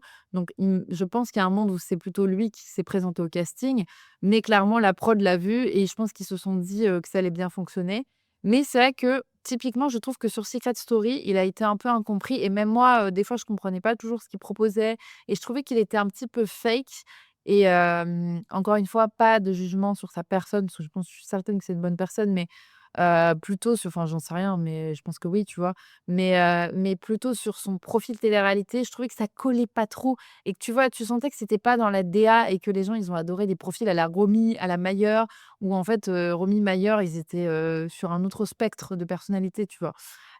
Et en fait, je pense que Ahmed, même si c'était le rêve de sa life de faire Secret et qu'il connaissait toutes les saisons par cœur, il aurait peut-être pas dû commencer par cette télé-réalité et je pense qu'il aurait dû faire une émission de jeu un peu justement à la The Circle sur Netflix et tout, parce qu'il aurait brillé tout de suite et que toute prod de télé-réalité qui croise un Ahmed en casting le sélectionne, et le prend pour être un peu Gigi, un peu Vice et cetera.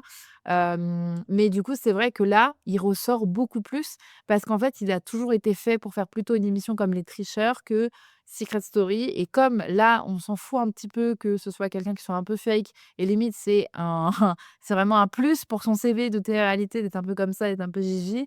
Bah, là, en fait, c'est génial, c'est l'excellent profil pour ça et de même pour Justine. Donc Justine, elle a fait justement cette fameuse saison Secret Story 12 et c'est vrai que Justine, moi, je me suis souvent dit: «La pauvre, c'est un peu comme Lou, elle a pas été dans la bonne saison, elle aurait mérité de briller plus». Et là, Justine, bah, tu vois, elle est à nouveau quand même plutôt personnage principal de la saison. Elle est quand même, elle attire pas mal la caméra. En plus, elle a un arc, amoureux à côté de la strat. Alors pour le coup, ce qui est assez étonnant, c'est qu'elle joue un peu le rôle de la nunuche et cetera. Alors j'avais pas souvenir qu'elle était dans cet arc-là. Ah non, alors je dis qu'elle joue le rôle d'un nunuche, j'annule tout de suite ce que je viens de dire, c'est faux. Trouble de la personnalité. Non, elle ne joue pas le truc de la nunuche, mais elle ne comprend pas toutes les règles. Donc, comme c'est une femme, on essaye de l'inscrire là-dedans.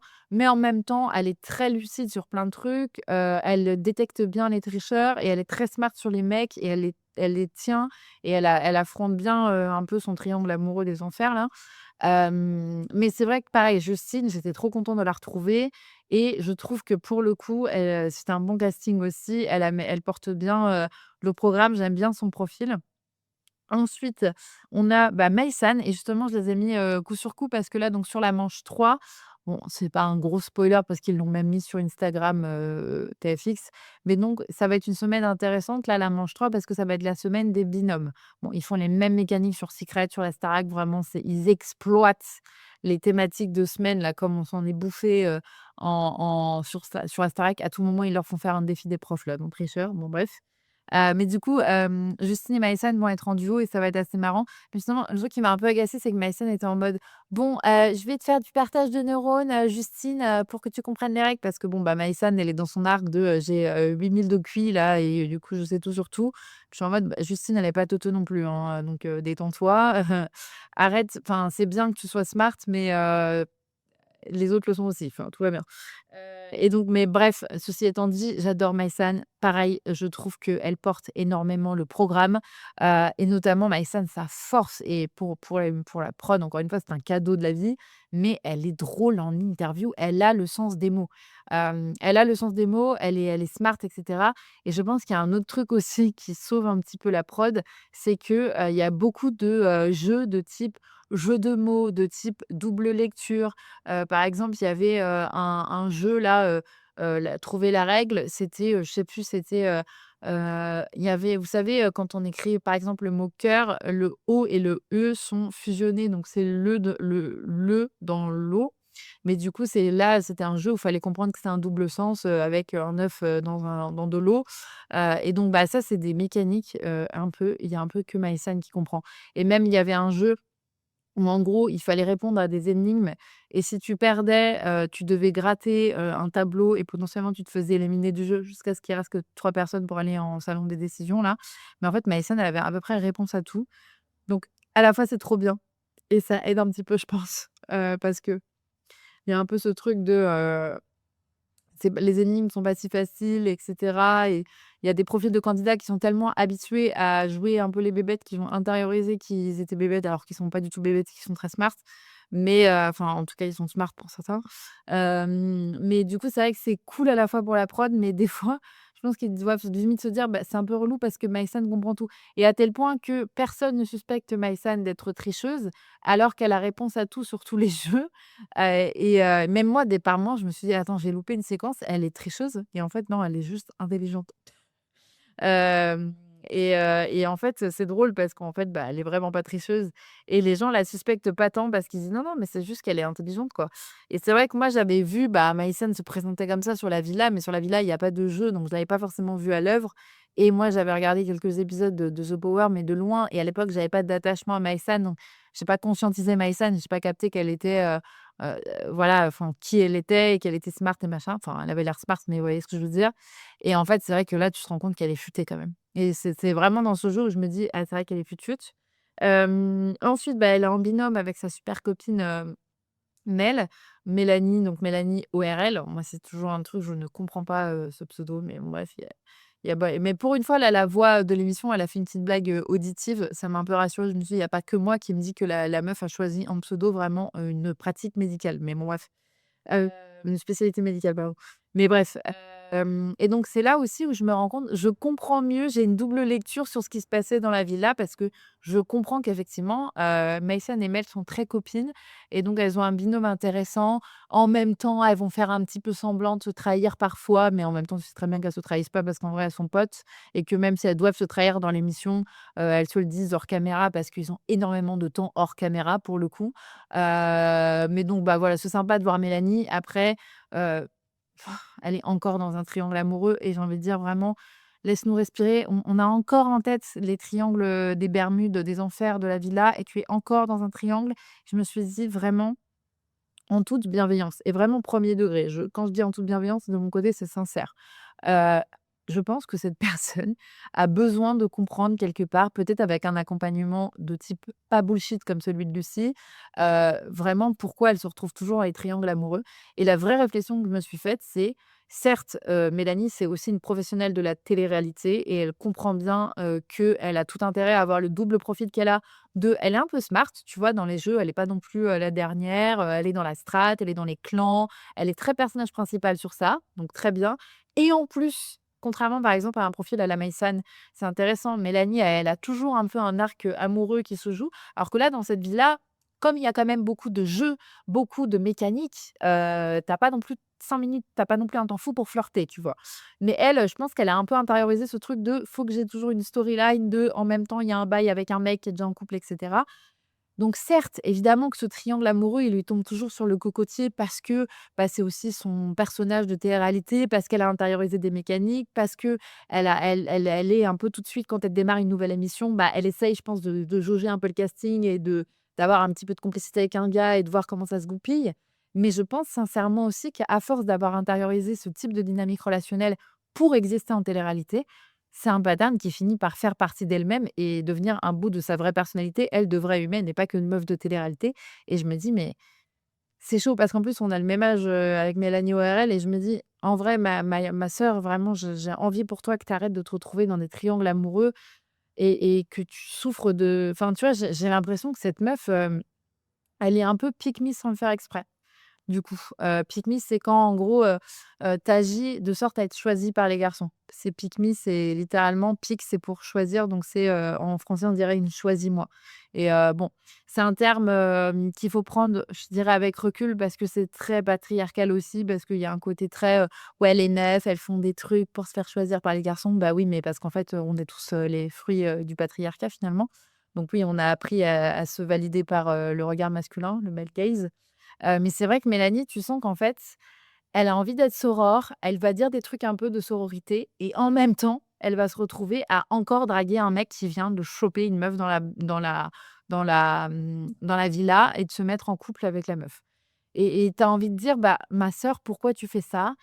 Pourquoi, dans tu sors de ton âge?» Vous savez, par exemple, sur la villa, il y avait un triangle amoureux entre Patrick, qui s'en souvient, là, ils s'ignorent, hein, vraiment, je pense qu'ils s'en battent les steaks, réciproquement. Patrick, Clarisse et elle. Elle a pas bien agi. Les gens ont beaucoup critiqué sur les réseaux sociaux. Elle-même, elle a fait des stories en disant: «Mais quand je me regarde dans la villa, j'ai envie de me voilà, je suis pas contente de mon comportement» et je pense sincèrement qu'elle est sincère. Sincèrement qu'elle est sincère. Bon bref, je pense qu'elle est sincère et en même temps, elle revient et elle fait la même chose avec un autre gars et une autre meuf et en même temps, tu sens qu'il y a une espèce de dissonance dans sa tête où elle se dit: «Ah non, non, mais je veux pas faire de mal à Catel» et en même temps, elle a un petit sourire un peu narquois de oui, tu te dis: «Bah, elle fait un petit peu ça pour avoir sa séquence, son temps d'écran». Vraiment, leur temps d'écran, c'est hyper important. Je pense que dans leur tête, ils font très bien, vous savez, comme une courbe, entre temps d'écran et nombre de followers. Donc, à court terme, développement économique de mes placements de produits vont valoir plus cher et moyen long terme, au plus j'ai du temps d'écran dans l'émission N-1, au plus on me rappellera pour le concept d'après et vraiment. Donc, elle se fait ce calcul, mais en même temps, je suis certaine qu'il y a vraiment un truc malheureusement très sincère et très vulnérable de elle a besoin d'être choisie par des mecs et elle a besoin d'être choisie par des mecs déjà en couple.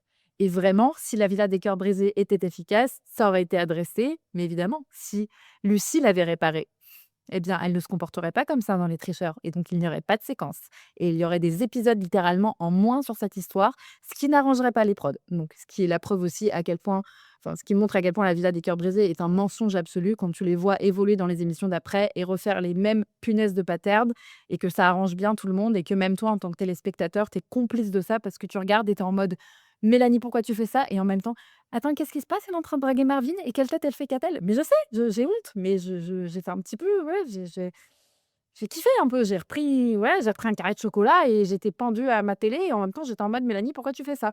Donc voilà, je c'est fou, en fait, c'est fou. Il y a et mais je commence aussi à ressentir ce truc de quand tu as les mêmes personnages, émission après émission et je sais que vous êtes pas mal à m'avoir dit: «Moi, c'est ça qui me fait kiffer, c'est de les voir revenir» et même, vous savez, la semaine dernière, quand je parlais de l'île de la tentation et je disais: «Imaginez qu'ils fassent une saison All Star et qu'ils fassent venir, par exemple, attention, Maïsan et Emine» et ouais, vous avez été plusieurs à me dire: «Ah ouais, ce serait trop bien et tout» et c'est horrible parce on en a bouffé, du Maïsan et Emine et on était un peu désespérés quand on regardait la villa.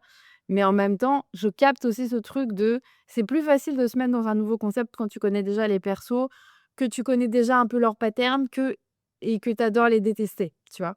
Et j'ai un peu ce truc-là avec Mélanie des fois et c'est un petit peu dommage.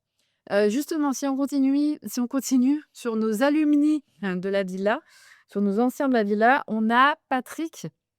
Patrick qui, je trouve, était quand même très personnage principal vibe dans la villa et j'avoue, je trouve que dans Les Tricheurs, il a l'air un peu personnage secondaire et il a un peu un rôle un peu de neuneu, quoi. En fait, tu sens qu'il est un peu, il a pas du tout la même aura qu'il avait dans la villa et ils sont 2 comme ça. Il y a Patrick et il y a Jans où ils se prennent un peu pour des leaders d'opinion en mode: «On est des mecs» et cetera. C'est marrant dans cette émission, tous les mecs pensent qu'ils sont leaders. Donc c'est vraiment le combat de coqs et alors c'était plus pour parler de Jans mais Maësan l'a très bien défini en mode, Mel lui dit, Jans il a dit qu'il était, le leader chez les mecs et tout et Maïsen, elle rigole, elle dit: «Mais c'est fou d'être en dehors de la télé-réalité de la réalité comme ça. C'est fou d'être à l'ouest comme ça» et en fait, j'ai un peu la même sensation avec Patrick, où je pense que Patrick, pendant le tournage, il devait se dire: «Je suis grave un joueur, j'ai grave la vision» et le fraté, il a 18 trains de retard. Genre vraiment, tu es arrivé à Paris-Gare du Nord, il est encore à Lille-Flandre. Il est si loin de tout et du coup, bah, on le voit pas tant à l'écran parce qu'en fait, c'est pas intéressant pour le développement de l'histoire parce qu'il comprend tout 2 heures après tout le monde. Par exemple, donc vous savez, donc il y a ces fameux 2 tricheurs. Donc le but, c'est pour les candidats, et bien, de les identifier parce que si tu les identifies, à chaque fois, tu gagnes 1 000 € dans la cagnotte et à la fin, la cagnotte, elle est redistribuée, à un abonné Instagram, bref, des candidats. Ça, ils en parlent très peu, hein. Tu sens que c'est vraiment pas le cœur du truc. Mais donc en l'occurrence, il s'avère que, Mel, Maïsan, Lolita Banana et je crois que c'est tout. Ah oui et Jade, à des moments différents, trouvent les valises, font un arrangement parce qu'en fait, dans les valises, après, il faut pour ouvrir les valises qui contiennent les indices, il faut trouver des clés, machin et donc en fait, 3 épisodes plus tard, lui, il commence à capter qu'il y a des valises, quoi. Tout le monde a ouvert, fermé la clé, fait 18 arrangements, en haut lieu, géopolitique, «Je te donne la clé, tu me donnes la valise, on fait l'échange de l'indice et blablabli et blablablou et j'ai recaché la valise parce que soit vous me dites, où est la valise, soit, je collabore plus avec vous et tout» et tu Patrick qui arrive derrière et qui dit: «Je crois qu'il y a une valise avec des indices. Frère, vraiment, on est sur la manche d'après, réveille-toi». Donc du coup, bah, tu sens que pour le coup, je suis assez étonnée. Je pensais enfin, en tout cas, moi, il m'avait projeté un truc un peu de personnage principal, de s'il est sur une télé-réalité un peu plus de strat, on va le voir davantage. Je pense que c'est un peu le personnage qu'il a envie d'être, mais en tout cas, c'est pas forcément ce qu'il propose, sur cette émission et finalement, il existe quand même principalement parce qu'il y a donc un autre triangle amoureux. Donc là, tout à l'heure, je parlais de donc Mélanie, j'ai dit juste les prénoms rapidement, mais Mélanie, Marvin et Catel et il y a un autre triangle amoureux autour de notre fameuse Justine, entre, Patrick et Nicolo. Et du coup, d'ailleurs, on peut enchaîner sur mon avis sur Nicolo. Nicolo, moi, je le connaissais de nom, c'est un visage quand même, assez installé de télé-réalité. Je l'avais vu des quelques épisodes que j'avais regardés là, des je sais pas quoi, des survivants de la bataille de l'île Maudite là, parce qu'il était encore à ce moment-là en binôme avec, donc son ex, à savoir Adixia. Donc je l'ai un peu connu comme ça aussi et c'est vrai que Nicolo, pour le coup, c'est vraiment le personnage originel de télé-réalité. J'avoue que moi, parfois, il me tend un peu quand il parle à Justine parce que il y a un triangle amoureux qui est intéressant dans le sens où, Justine, elle est vraiment en mode, tu vois, Catel et Marvin, ils se sont déjà chopés et tout. C'est vraiment des professionnels enfin, tu c'est un peu des persos de télé-réalité, ils savent que, être en couple, c'est exister dans le programme. C'est même un peu être protégé au niveau de la prod parce que la prod a pas envie de perdre un couple donc potentiellement, ça peut t'aider, d'être en couple et tout et Justine, elle est un peu en mode: «En vrai, je suis là pour, le jeu et pour le love» et elle est un peu contente et cetera. Et pour le coup, c'est cool aussi pour elle parce elle rejoue pas du tout la même histoire que dans Secret, où dans Secret, elle était un peu en mode: «Bon, moi, j'ai pas d'amoureux». Bon, bah, là, pour le coup, elle en a 2. Après, je sais pas si c'est les 2 les plus faciles à porter et à quel point elle aimerait mettre toute seule, finalement. Mais c'est vrai que Nicolo, moi, il m'agace un peu dans sa façon de parler à Justine parce que là, dans l'un des derniers épisodes que je viens de voir, par exemple, il lui dit, «Toi, tu n'aimes pas les femmes comme toi, vous n'aimez pas, les hommes de pouvoir». Les femmes de 2026, en fait, qui se font pas impressionner par un mec de télé-réalité qui raconte la même sérénade d'habitude à toutes les meufs pour les choper. C'est ça, en fait, qui te pose un problème et en fait, Justine, elle est très lucide. Déjà, elle sait Nicolo est tricheur, là, actuellement et Justine s'en doute. Elle ne l'a pas dénoncé, mais elle s'en doute. Donc déjà, elle est très lucide et donc elle est aussi très lucide sur le fait que, quand bien même il se développerait un intérêt amoureux avec forcément une part de sincérité, ça pourrait aussi être un levier pour Nicolo, pour la manipuler, pour avancer dans le jeu par stratégie et cetera et donc elle est très lucide sur ça, donc elle reste méfiante, distante. Elle est un peu en mode: «Moi aussi je fais de la stratégie». Elle est un peu en mode, où elle va lui dire: «Oui, oui, tu es intéressant» et il est toujours un peu vexé parce qu'elle a des phrases un peu neutres, un peu mesurées. Lui, il fait un peu le pique niais aussi en allant la voir en mode, «Bon, c'est moi que tu préfères ou c'est Patrick?» et cetera et là, par exemple, elle lui a dit: «Bah, en même temps, toi, tu me fais tout le temps des blagues» et tu sais, c'est un peu le, qui aime bien châtie bien et pareil, c'est un peu la drague, où en 2026, on en a un peu marre de cette storyline, bon, dans une certaine mesure, mais tu sens que le mec, il fait que des blagues un peu rabaissantes et qu'il fait pas de compliments tant que ça et elle dit: «Bah, moi, de l'autre côté, avec Patrick, j'ai des conversations un peu plus deep et cetera». Par contre, ce qui est intéressant, c'est qu'on les voit pas, leurs conversations deep, parce que c'est pas intéressant pour une prod de télé-réalité. Donc c'est pour ça qu'on a l'impression qu'elle est très proche de Nicolo. Je pense qu'elle est quand même un poil plus proche de Nicolo, mais il montre beaucoup plus, les interactions de Nicolo-Justine que Patrick-Justine. Parce que du coup, ben, c'est les interactions Patrick-Justine, à mon avis, c'est pas intéressant à raconter en télé-réalité.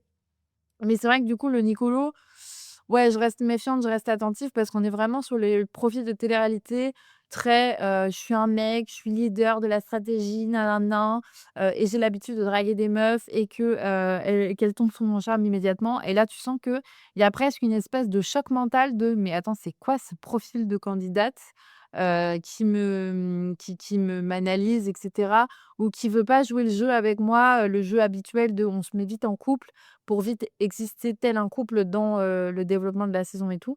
Donc je trouve que c'est intéressant, mais en même temps, moi, Nicolo, je suis en mode, j'ai pas trop la vision. Après, j'ai pas tellement envie de la mettre dans les pattes de Patrick non plus, mais bon, ma foi, voilà.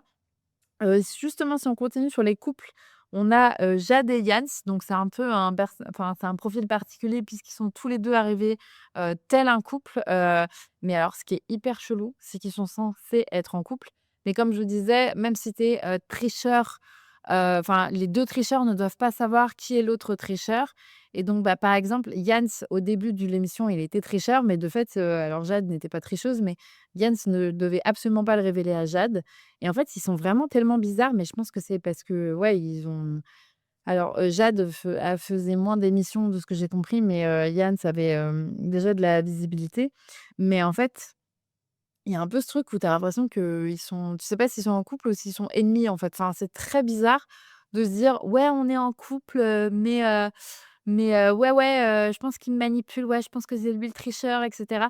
Enfin, c'est hyper bizarre, leur dynamique relationnelle aux 2, je comprends pas et c'est un peu en mode, ben, c'est étonnant qu'ils castent un couple parce que forcément, en réalité, ils vont se le dire et sincèrement, je pense que Jans n'a vraiment pas révélé à sa meuf qu'il était tricheur, mais du coup, je trouve que c'est hyper bizarre et c'est là où tu vois à quel point les dynamiques amoureuses sont biaisées et bizarres dans ce type d'émissions de télé-réalité de stratégie et je me demande à quel point ça gagne pas le cerveau des candidats, même quand ils sont hors caméra, parce que au bout d'un moment, ça altère en fait tes interactions, d'agir comme ça, toujours dans un truc de manipulation et tout. Enfin, vraiment, je suis en mode, mais ils seraient ennemis, ce serait pareil, ils seraient limite plus proches qu'en étant en couple. Donc c'est hyper chelou. Et justement, si on continue sur les couples, bah, on a donc la suite, du triangle amoureux, là, entre guillemets, hein, mais de Mel avec donc Marvin. Pareil, Marvin, on est sur un profil de télé-réalité comme Nicolo, en mode il se prend pour le personnage principal, pour le mec, hyper charismatique, hyper central, hyper au cœur de la strate et cetera. J'ai l'impression que tous les mecs pensent qu'ils sont au cœur de la strate, mais en vrai, oui, mais non, quoi. Et heu et en gros, bah, il a l'air quand même plutôt sympa, plutôt intéressant, mais pareil, là, moi, j'ai vu une séquence, alors c'est dans les épisodes en avance, mais où en fait, bah, pareil, en fait, Mélanie, pour le coup, elle l'a un petit peu mise, au pied du mur pendant la cérémonie de la deuxième élimination, où du coup, bah, quand je vous disais que Christophe, il pose des questions qui ont parfois rien à voir avec le jeu, typiquement, là, il a demandé à Mel, «Oui, qu'est-ce qui se passe avec Marvin?» et cetera. Donc il est un peu là pour être bitchy. J'avoue qu'en vrai, c'est pas mal. Et en fait, ben, devant tout le monde, elle a exposé le fait qu'ils s'étaient parlé la nuit et cetera et donc bah, là, le Marvin, il était pas très content parce que, bah, lui, il est en couple pour le coup avec Catel. C'est pas un triangle amoureux comme, Justine et les 2 autres là. C'est vraiment, voilà, Catel et Marvin, ils démarrent un truc, ils se font des bisous. Et du coup, il était un peu en mode, il était pas très content quoi que Mélanie l'expose. Du coup, il a dit: «Ouais, elle aurait pu se la fermer» et j'étais en mode: «Mais tu te rends compte que il dit ça en plus, même pas en interaction normale devant la caméra, mais vraiment en interview. Donc le mec, il sait qu'il a une caméra face à lui, de manière tout à fait consciente, il dit ça. Je suis un peu en mode: «Bah, qu'est-ce que tu fais en fait? Enfin, ça va pas». Donc bah, encore une fois, je n'aime pas trop et alors qu'a-t-elle? Pour moi, comment dire? On est un peu sur le profil, comment dire? En fait, bon, c'est une candidate pour l'instant que tout le monde prend un peu pour une naïve, y compris les personnes, bah, comme par exemple Ahmed, qui s'est retrouvé avec elle en justement en salon des décisions. En fait, elle est sortie du salon des décisions et elle a fait n'importe quoi. Elle s'est retrouvée à mettre sur le banc dimanche chaud, donc en nomination, 2 de ses alliés, donc Simon, Castaldi qui est son allié et Marvin qui est censé être son mec et donc elle s'est fait complètement berner, enfin elle s'est fait transporter quoi par les paroles d'Ahmed et elle s'est retrouvée à mettre ses 2 alliés, dont son mec, en danger. Et ensuite, elle est retournée, au salon, des décisions. Elle avait la possibilité de changer de 2 personnes. Elle aussi, c'était la troisième personne qui était sur, donc plus tard, on était plus tard dans le jeu. C'était la troisième personne nommée et au lieu de se sauver elle, elle a sauvé son mec et Simon en premier. What the fuck? Enfin, c'est très bien, je comprends, elle a voulu s'excuser et cetera, mais tu sens à quel point, elle est vraiment dans une DA de meuf sacrificielle en télé-réalité, de la meuf, sert les stratégies des garçons et cetera et puis en plus, ben, de ce que j'ai compris, le français, c'est pas sa langue maternelle, donc il y a une partie des jeux, bah, où elle est complètement, défavorisée, donc c'est bah, ce que je trouve forcément un peu injuste en termes de mécanique. Mais pareil pour, Esteban slash Lolita Balava. En fait, je trouve que c'est un petit peu compliqué d'avoir des personnes, pour qui c'est, le français est la seconde langue et en plus de ça, ouais, elle a un peu intériorisé le truc de: «Si, si, si, moi je sais pas faire les trucs avec les lettres». Alors j'ai aimé parce que dans une séquence, elle a dit: «Mettez-moi des trucs avec les chiffres» et là j'y arriverai. Donc j'étais contente et j'étais en mode: «Elle se dévalorise pas et cetera». Juste elle dit: «C'est pas forcément ma force, les trucs avec les mots, avec les lettres et cetera». Néanmoins, mais je trouve qu'en fait, elle a un peu un profil où elle fait un peu des bêtises des fois parce qu'elle se laisse trop un peu trop manipuler. Encore une fois, je parle du personnage de télé-réalité, je ne sais pas du tout comment elle est, dans la vraie vie. Mais c'est vrai que, voilà, au début, j'avais du mal, du coup, avec son personnage parce que j'étais un peu en mode: «Oh non, c'est bon, allez, regarde les Justine, regarde les Maïsan, regarde les mails, tu as le droit aussi maintenant en 2026 d'être en télé-réalité et de capter ce que tu fais, quoi, dans ta stratégie». Et après, je me suis dit: «En vrai de vrai, pour le développement de l'histoire, c'est quand même intéressant d'avoir une Catel parce que il y a un facteur aléatoire qu'elle amène avec elle, vu que, elle peut se laisser un petit peu emporter par des bons mots, par des bonnes strates et cetera.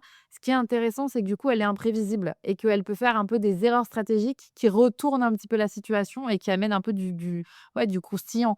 Donc finalement, je me dis que c'est intéressant et surtout moi, ma take là, c'est qu'il va se passer des petites dingues parce que spoiler, mais donc là, comme je disais, manche 3, on arrive sur la semaine, des binômes, évidemment. Donc les binômes ont été choisis par les 2 tricheurs, secrètement, et bon, ils ont été choisis par les tricheurs après une réunion avec la prod, bien sûr, et Ahmed, vraiment, pour le coup, c'est le bras droit de la prod. Il y en a même, il y avait une rumeur qui disait qu'il avait même, travaillé à la prod de Secret Story. Bon, c'est pas exactement vrai, mais voilà. Mais en l'occurrence, tu sais très bien que quand et Nicolo, c'est la même chose vu que c'est un récidiviste de télé-réalité, clairement, il s'y connaît. Hem et hem et clairement, bizarrement, hasard de dingue, mais ils ont mis, Marvin avec Mel en binôme. Et en plus, ils sont en binôme pour le jeu, mais apparemment, du coup, ils doivent forcément dormir ensemble. Pourquoi? Donc je pense pas Marvin, que Catel va avoir un sursaut. En tout cas, c'est ce que tu as envie de voir en tant que téléspectateur, téléspectatrice. Tu as envie d'y croire et donc je me dis à tout moment, en fait, elle va grave se révéler. Ça va être hyper intéressant. Elle va avoir un côté un peu revancharde, mais revancharde en mode très posé parce que tu sens que c'est une meuf qui gère bien ses émotions et cetera. Et du coup, il va y avoir peut-être un retournement intéressant pour son personnage et ce ne sera pas déplaisant. Néanmoins, c'est vrai que, je trouve qu'au début, tu es un peu en mode: «Bon, qu'est-ce qu'elle fabrique?» Mais voilà, mais je trouve que c'est quand même, un profil, un petit peu aléatoire, mais intéressant. Dans les profils aléatoires et inattendus, nous avons Camini. Alors là, vraiment, je m'y attendais pas du tout. Donc Camini, c'est celui qui avait fait, la chanson, Marly Gaumont et cetera et il s'avère que c'est un excellent casting et moi, je me disais au début, je vais être très honnête, je me disais: «Mais ça n'a aucun rapport avec les profils télé-réalité, il va se faire bouffer». Parce que les autres, ils ont l'habitude d'être en jeu de manipulation H48. La caméra vraiment, c'est leur 2 cerveau. Donc il va se faire bouffer. Alors effectivement, stratégiquement, c'est compliqué. Lui, en plus, il est là, Bichon, il joue avec le cœur, il a pas compris où il était arrivé. Mais en fait, par contre, c'est un excellent personnage de télé-réalité. Il est très drôle que ce soit, dans les scènes de vie, devant la caméra, mais aussi au confessionnal. Il est très marrant, il a beaucoup d'humour, mais en même temps, justement, ce côté très sincère, très lui, il est là pour l'aventure humaine, bah, ça amène un peu d'émotionnel, un peu de tendresse et ça vient aussi, bah, amener une transition intéressante entre 2 séquences, jeu, manipulation et du coup, bah, je trouve que c'est aussi bien pour l'équilibre des épisodes, et encore une fois, il est trop drôle, il fait un petit peu des side eye, à la caméra de temps à autre et cetera, et je trouve que c'est, à ma grande surprise, un excellent casting et d'ailleurs, il s'avère que les candidats vraiment sont tombés un peu en adoration pour lui. Alors je pense aussi que c'est parce que comme il est facilement, on va dire, manipulable parce qu'il a pas l'habitude de faire ces émissions-là, il y a aussi un vrai intérêt stratégique de l'avoir, sous le coude. Néanmoins, je le trouve vraiment, très chouette. Je trouve que c'est un bon casting, je trouve qu'ils ont grave géré. Un autre bon casting, c'est, Lolita Banana slash Esteban qui nous vient de Drag Race. Alors encore une fois, bah, on l'avait dit sur aussi la Starac, je trouve que pour le coup, le groupe TF1 en termes de représentation, ils sont bien plus avancés que le groupe M6 clairement. Bon voilà, vous connaissez la tchitcha, je vais le dire à chaque fois. Après on va pas essentialiser les candidats, drag à chaque fois par rapport à ça, mais c'est toujours intéressant quand même de faire cette observation et de se dire: «En vrai, c'est cool». Et puis c'est trop cool parce qu'il y a même eu, toute une séquence, où, Lolita, elle a pu expliquer, tout son parcours. Alors par contre, elle peut pas mentionner Drag Race parce que c'est sur Netflix, évidemment. Voilà, voilà, on est toujours là-dessus. Mais, c'est hyper intéressant. Du coup, il y a une soirée qui se passe où, tout le monde se met en drague, où donc tu sens que les mecs de la villa sont un petit peu en mode, alors il y en a qui sont, hyper ouverts, type, Simon Castaldi et cetera. Il y en a, ils sont un petit peu plus voilà. Mais comme on est en 2026 et que je pense aussi l'univers, télé-réalité et cetera est quand même, finalement, bah, plus avancé, plus éduqué, sur ces aspects, bah, je trouve qu'en réalité, en tout cas ou sinon au montage, ça a été bien géré. Il y a pas trop de blagues lourdes, je me rappelle plus. Peut-être que sinon mon cerveau les a refusées et je les ai pas retenues. Donc voilà, je trouve que c'est hyper bien amené, qu'il y a une vraie séquence autour de Lolita Banana, que c'est hyper, intéressant, que c'est hyper touchant de découvrir son parcours de vie. Ouais, j'aime beaucoup et je trouve ça trop drôle, le triangle, qui s'est créé avec, Mel et Maïsan. Je me rappelle plus du nom, mais je crois que c'est elles ont trouvé en mode les pestes, je sais pas quoi. Mais du coup, c'est hyper marrant. Enfin bref, donc je trouve que vraiment très, très bon, très, très bon ajout et pareil, je me suis dit: «Est-ce que c'est juste pour la représentation? Mais est-ce que ce sera un profil très visible dans l'émission?» Et en réalité, plutôt personnage principal aussi. Donc encore une fois et très bon casting parce que encore une fois, il y a la même vibe un peu que Maïsan et Mel et c'est très intéressant ce trio un peu chippie et cetera, un peu peste, j'adore. Donc ça marche très, très bien. Hem Et ensuite donc pour terminer justement en parlant de peste, nous avons Sarah de Love is Blind. Donc c'était vraiment un peu, ouais, l'antagoniste, de la saison de Love is Blind France, qu'on a aussi débriefé dans Chit Chat. Et donc bah, pour le coup, elle était un peu, problématique. Mais on s'était dit aussi qu'elle faisait beaucoup de punchline, je crois qu'elle avait dit, «J'ai vu, j'ai vécu, j'en veux plus» ou je sais pas quoi. Enfin, tu sentais que vraiment, même sur, les interviews et cetera, elle était vraiment là pour se faire repérer et continuer de percer en télé-réalité. Et bah, sans surprise, on la retrouve sur, Tricheur, clairement, elle a été rappelée. De toute façon, je m'attendais à la retrouver au moins sur les 50 parce que de toute façon les 50, il faut quand même viser du monde, tu vois? Donc globalement, il y aura peut-être d'autres gens de Love is Blind, type Thomas, par exemple. Mais en l'occurrence, bah, je m'attendais à ce que Sarah vienne. Après, c'est vrai que je m'attendais à ce qu'elle soit plus, centrale que ça, à ce qu'elle capte plus la caméra, à ce qu'elle arrive à être un petit peu plus peste. Et finalement, tu sens que c'est sa première émission, tu sens qu'elle a envie de percer et tu sens que limite elle est plus là pour réseauter, qu'elle a envie d'être copine avec les gros personnages. Donc évidemment, tu sais pas trop comment, tu sais pas trop pourquoi elle est déjà copine avec Maë-San parce que, bah, clairement c'était son objectif, de vraiment intégrer le milieu et que ça passe pas que par faire des bonnes séquences dans ta première émission, mais ça passe aussi par le fait d'être copine avec, les personnages clés, les personnages principaux. Mais j'ai pas trouvé qu'elle ressortait autant. Je l'ai un peu trouvé éteinte. Bah, en plus, elle s'est un peu fait avoir par une alliance. Finalement, je l'ai trouvée beaucoup plus, faillible, je trouve, que dans, Love is Blind. Et je l'ai trouvée un petit peu moins forte. Néanmoins, elle est partie très, très énervée et je suis certaine qu'ils vont la faire revenir par une, mécanique, X ou Y et qu'elle va revenir en peste originelle et que avec ce petit énervement qu'elle va avoir de cette fête éliminée, elle va revenir un petit peu plus forte et potentiellement elle fera un deuxième passage dans l'aventure qui sera un petit peu plus impactant pour sa visibilité. Par contre, il y a un truc qui, je trouve, a été très mal fait, c'est que bon, spoiler, mais Sarah, est la première éliminée en réalité et je m'y attendais pas forcément. Moi, je pensais qu'ils allaient essayer de la garder et tout.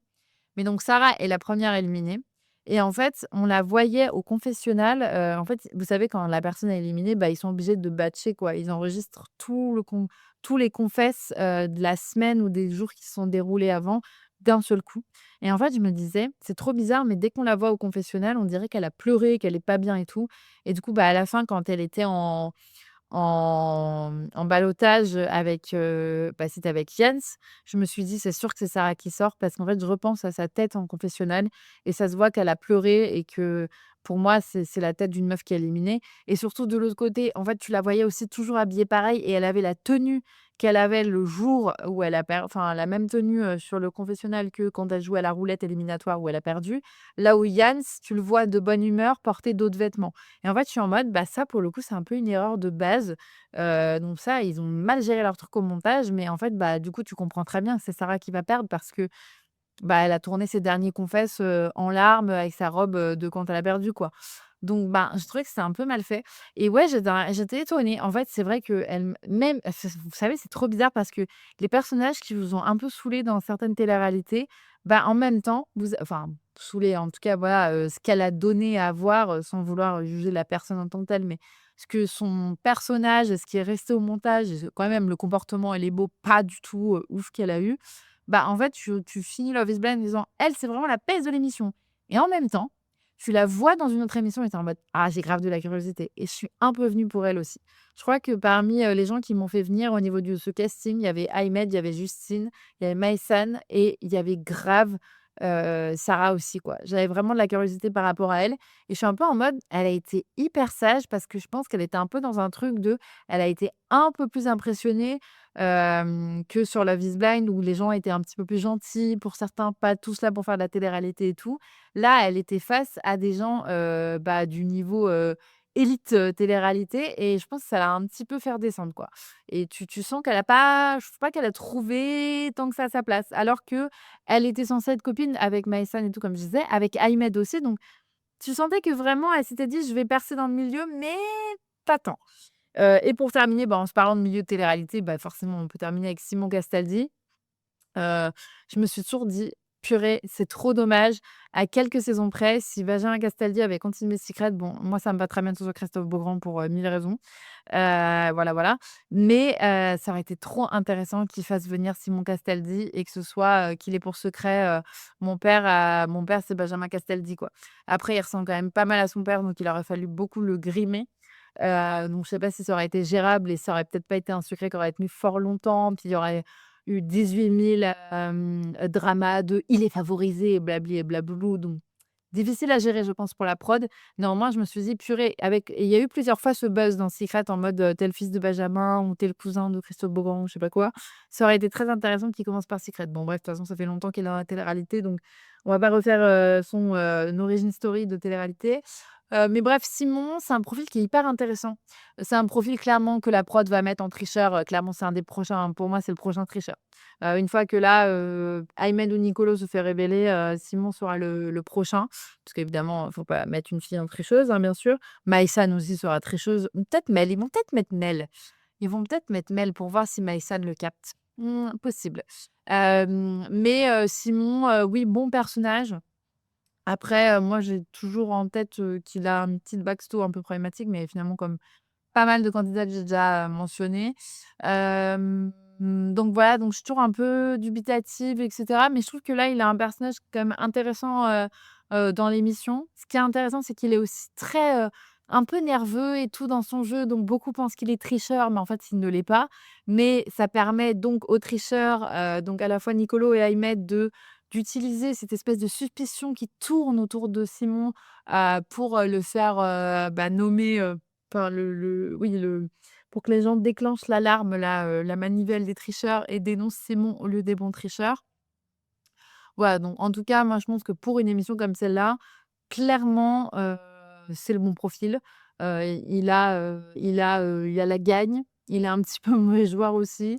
Quand il va être tricheur, je pense qu'il sera un peu manipulateur comme il faut, un peu comme Ahmed. Donc c'est plutôt un bon casting. Enfin, je trouve que pour le coup, c'est assez cohérent. Donc le casting en soi est fort. Il y a quelques déceptions et il y a, bah, des mecs qui me tendent, mais bon, bah, comme dans chaque émission de télé-réalité, j'ai envie de vous dire et une fille qui est un peu en mode cucu les petits oiseaux et qui capte pas les strates et ça me tend un petit peu aussi. Mais enfin, j'ai envie de vous dire, rien de nouveau sous le soleil, quoi. Finalement, on est sur un casting de télé-réalité, globalement assez cohérent, assez, dans les codes de ce qu'on nous propose, d'habitude, mais je trouve que quand même, on peut reconnaître que le casting est une grosse force de l'émission, et que en réalité, c'est pour ça que je dis qu'il y avait peut-être pas besoin de faire autant de mécanique, à base de tu as besoin de faire un tableau Excel pour suivre, l'émission, c'est un petit peu compliqué. Mais voilà, en tout cas, le casting, je le trouve très solide. Il a très bien porté le début de l'émission. Et justement, pour terminer, je vous fais un petit react rapide des 2 premières manches, des traîtres. J'allais encore dire des traîtres, des tricheurs et de ce que j'en ai pensé. C'est parti.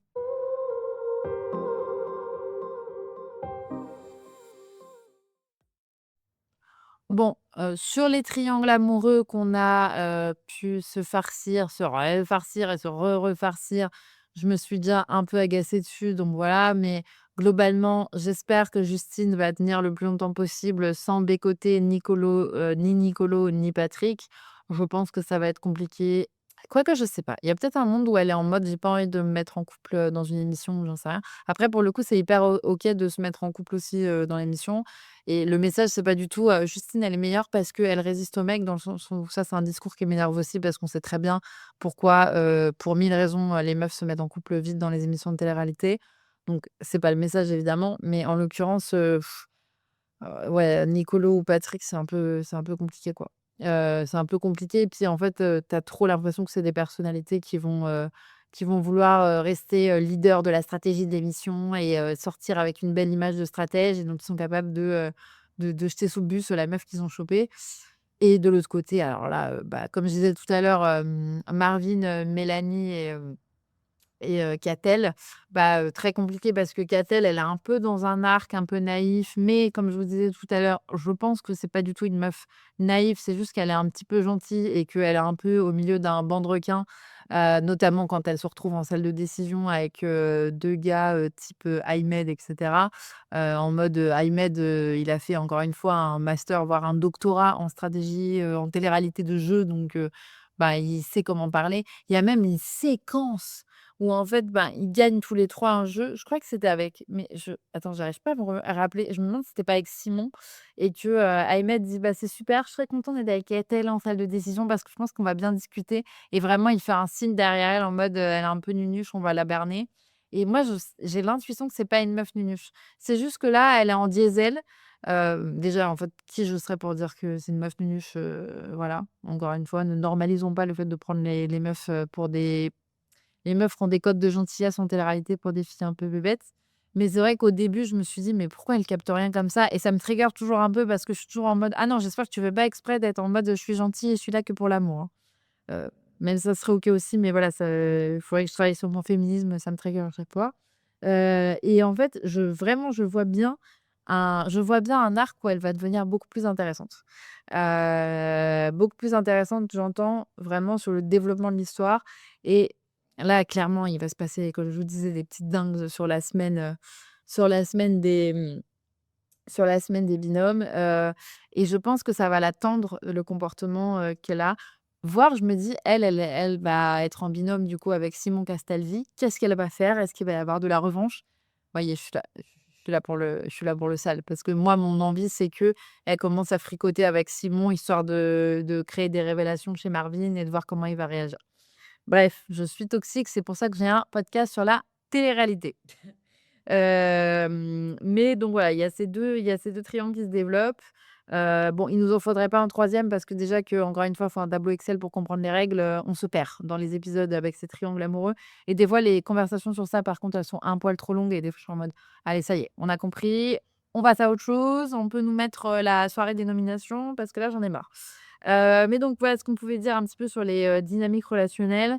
Il y a, bah, comme je disais, les amitiés qui sont un peu sympas, mais il y a plein d'amitiés qu'on ne comprend pas, parce qu'on les voit très peu et encore une fois, comme on comprend pas bien les dynamiques, on comprend pas bien les clans, mais ça, je l'ai déjà dit. Si on revient plutôt sur les mécaniques de jeu, donc comme je disais tout à l'heure, Jans a été, tricheur sur la manche 1 avec, Nicolo. Un point que je trouve intéressant et auquel je ne m'attendais pas, c'est aussi que les tricheurs et les manches sont décorrélés. C'est-à-dire que, Nicolo est tricheur vraiment depuis le début du jeu, il n'a toujours pas été identifié, eh bien, il est toujours tricheur.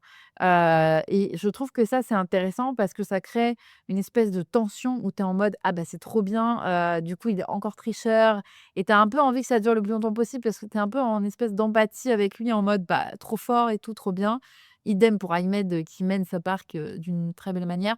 Yals, j'avoue que je comprends pas trop, pourquoi la prod l'a mis en tricheur dans le sens où ça se sent qu'il est pas, aussi bon tricheur que ça et je trouve qu'ils auraient beaucoup mieux fait de mettre Jade en tricheuse parce que Jade, donc sa meuf, heu, je trouve elle a beaucoup plus le truc, hem, elle a beaucoup plus le profil de leader, de personnage principal de ce type d'émission.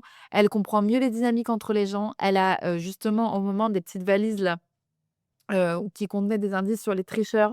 C'est elle qui allait faire, des affaires avec, Maïsan et Mélanie. Je trouve que ça aurait été beaucoup plus pertinent de mettre Jade. Alors ça, j'avoue, je n'ai pas compris et j'ai un peu trouvé que c'était pardon, mais c'était pas super intéressant, Yann, son tricheur, parce que en fait, il faisait des gaffes, par moment. C'est-à-dire qu'il y a même un moment, il a fait une gaffe, mais même sans se rendre compte qu'il faisait une gaffe, enfin, où, quelqu'un, prend la manivelle là de tire la manivelle des tricheurs et en fait, bah, il nomme bah, je crois que c'était Justine. Justine au début, comme elle comprenait pas les les règles et cetera, les gens disaient: «Elle a un comportement hyper bizarre, elle tremble, elle est stressée». Bon, bah, c'est sûr qu'elle est tricheuse. Non, vraiment, je pense qu'elle était en mode: «C'est ma première journée sur une émission de jeu de télé-réalité de stratégie avec que des gens qui en ont fait 75 000, je stresse».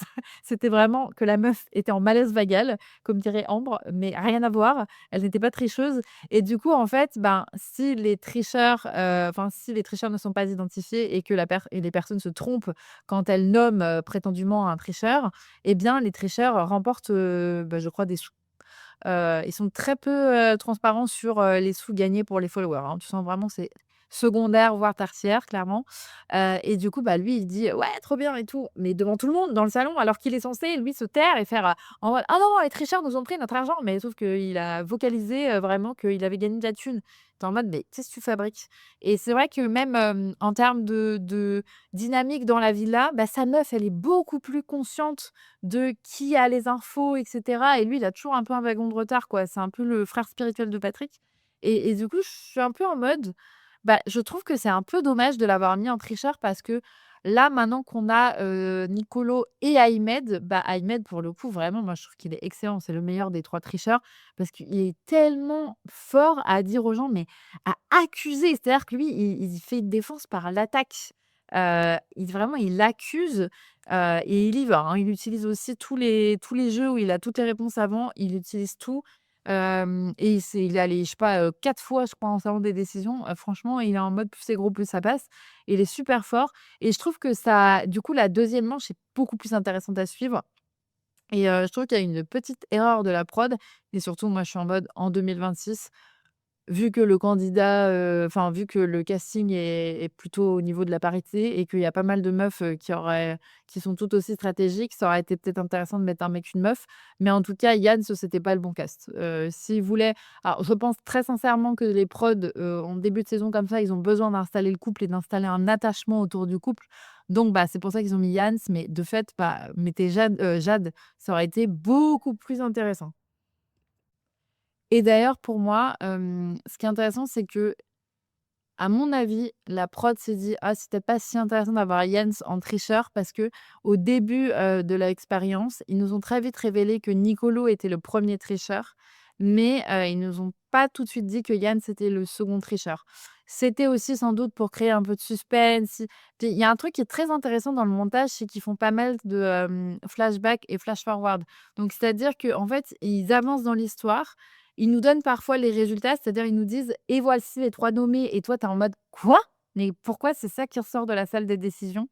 En fait, après, ils font un retour en arrière et ils te montrent, un peu plus en détail comment s'est déroulée la conversation et pourquoi on en est arrivé à ce trio-là de nommés et je trouve que c'est très réussi en termes de suspense et c'est bien fait, en fait. C'est très smart comme écriture pour le coup de télé-réalité. Tu sens qu'il y a eu un travail et que même en post-prod, c'est une émission, il y a un travail.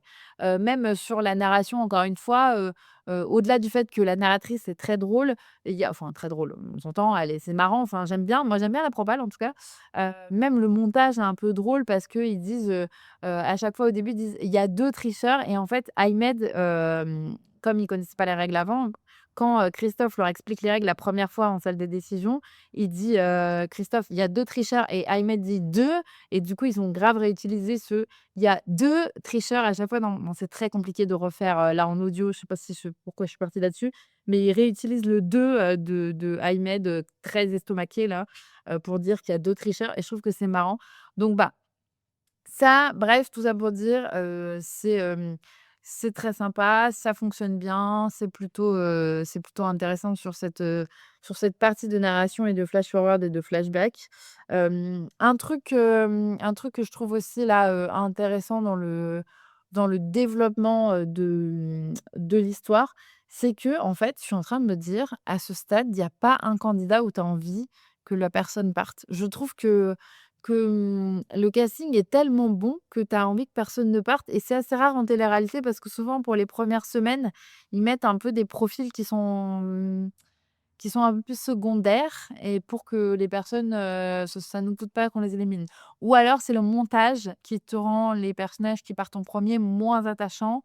Heu, mais là, en l'occurrence, je trouve que c'est assez sympa, assez bien fait et là, je suis un peu en mode: «Mais j'ai pas envie que qui que ce soit ne parte» et d'ailleurs, je me demande si à l'issue de la semaine des binômes, il y aura pas vraiment 2 personnes qui vont quitter le jeu. Ce qui est possible parce qu'ils sont encore 12, on est à l'épisode 17. Même là, j'ai fini l'épisode 17, on va entamer l'épisode 18. C'est possible qu'il y ait un double départ, mais je me dis: «Mais quel binôme va être éliminé?» dans le sens où, bah, en fait, tous les personnages sont entre guillemets sont utiles à au développement de l'histoire. Donc je me pose la question. Je pense que sur la troisième semaine là, d'ailleurs, Ahmed et Nicolo, je pense qu'il y en a au moins un des 2, peut-être même les 2 qui vont sauter, les 2 tricheurs vont sauter. Donc si des nouveaux tricheurs sont renommés, il va y avoir aussi un élan de nouveauté qui est assez intéressant. Et d'ailleurs, un moment que j'ai trouvé très creux, un épisode que j'ai trouvé moins bien, c'est vraiment l'épisode après, l'élimination de Sarah, où en fait, il y a vraiment ce creux de la première manche s'est terminée, faut blablater sur l'élimination de Sarah. D'ailleurs, ce qui est un truc de ouf, c'est que, bah, Sarah n'est pas revenue, dans la villa. En fait, il y a vraiment ce truc où celui qui perd, bah, en fait, ne peut pas revoir les autres. Il s'en va directement de l'aventure, on ne le revoit plus. Mais du coup, c'est vrai que j'ai trouvé que c'était un peu longuet et il y a un peu ce côté où il y a des grosses, montées en tension qui sont très bien sur la fin des manches, où il y a des salons des décisions tout le temps, des nouveaux jeux tout le temps et ça marche trop bien et c'est trop excitant et tout. Puis il y a vraiment des moments très creux où, on se tape les blablas, sur les couples et tout et au bout d'un moment, pompon sur la Garonne. Et là, c'est un peu longuet. Et d'ailleurs, moi, ma take, je pense que mais je crois que je l'ai dit tout à l'heure déjà, mais ils vont faire revenir, Sarah à 100 100 et là, je me demande même, à mon avis, il y a une proba pour que les prochains éliminés, ce soit Catel. Putain, je me reprends dans le délire des prédictions là. Mais il y a un monde où c'est peut-être Simon Catel. Bon, je sais pas si la prod veut perdre Simon tout de suite, mais par contre, c'est horrible, mais ce serait intéressant de perdre Catel parce que du coup, ça voudrait dire qu'elle sortirait de l'aventure. Donc quel va être le comportement de Marvin, si Catel n'est plus dans l'aventure?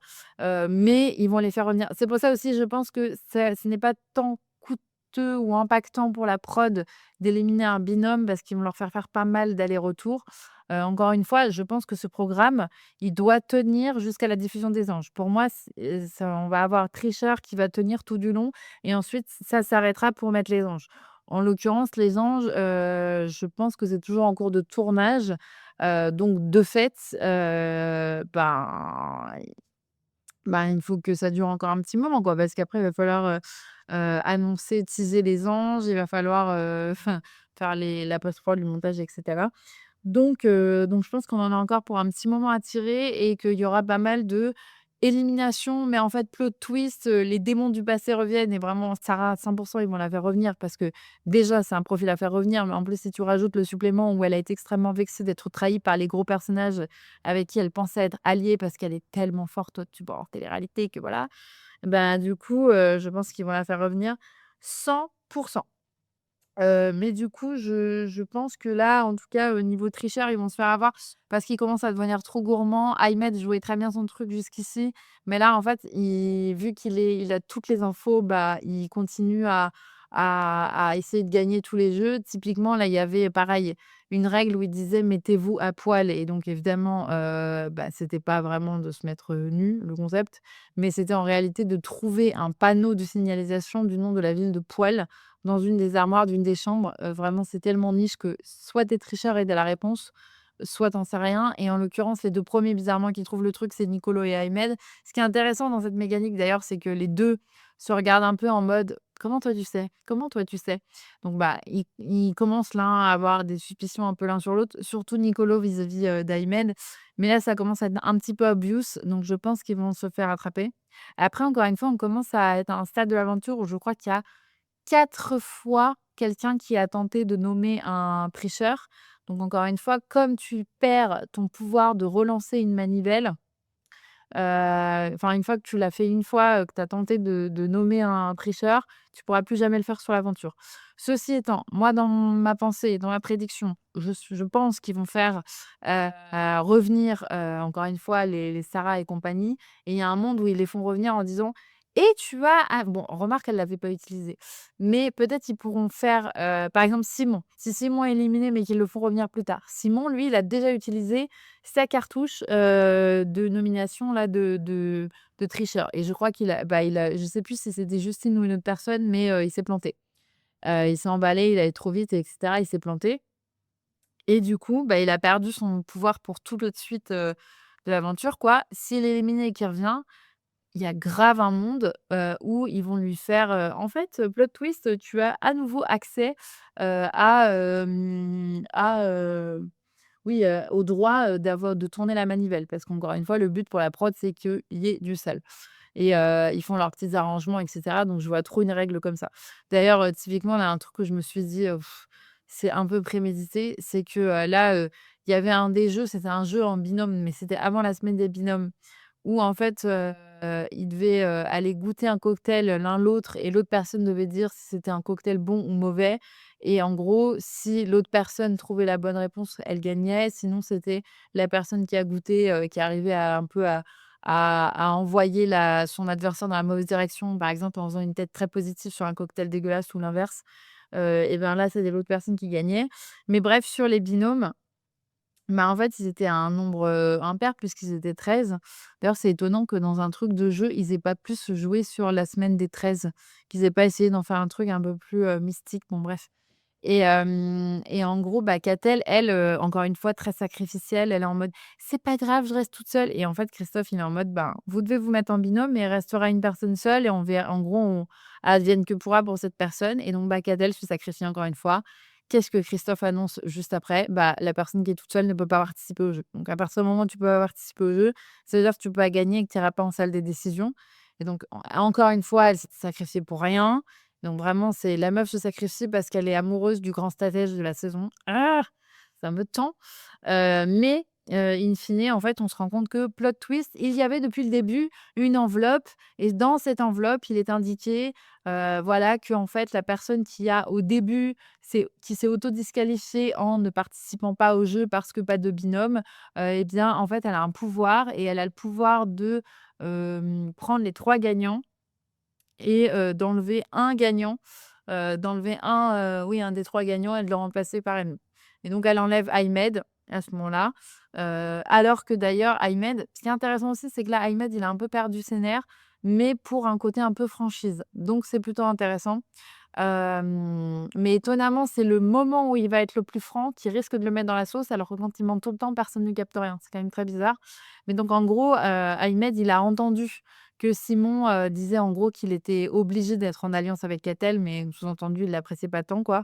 Et donc, bah, Ahmed se retrouve dans une situation où comme Katell, elle a le pouvoir de s'inverser avec un des 3 gagnants et en gros, bah, c'est soit, Katell prend la place d'Ahmed, soit Katell prend la place de Simon pour aller en salon des décisions.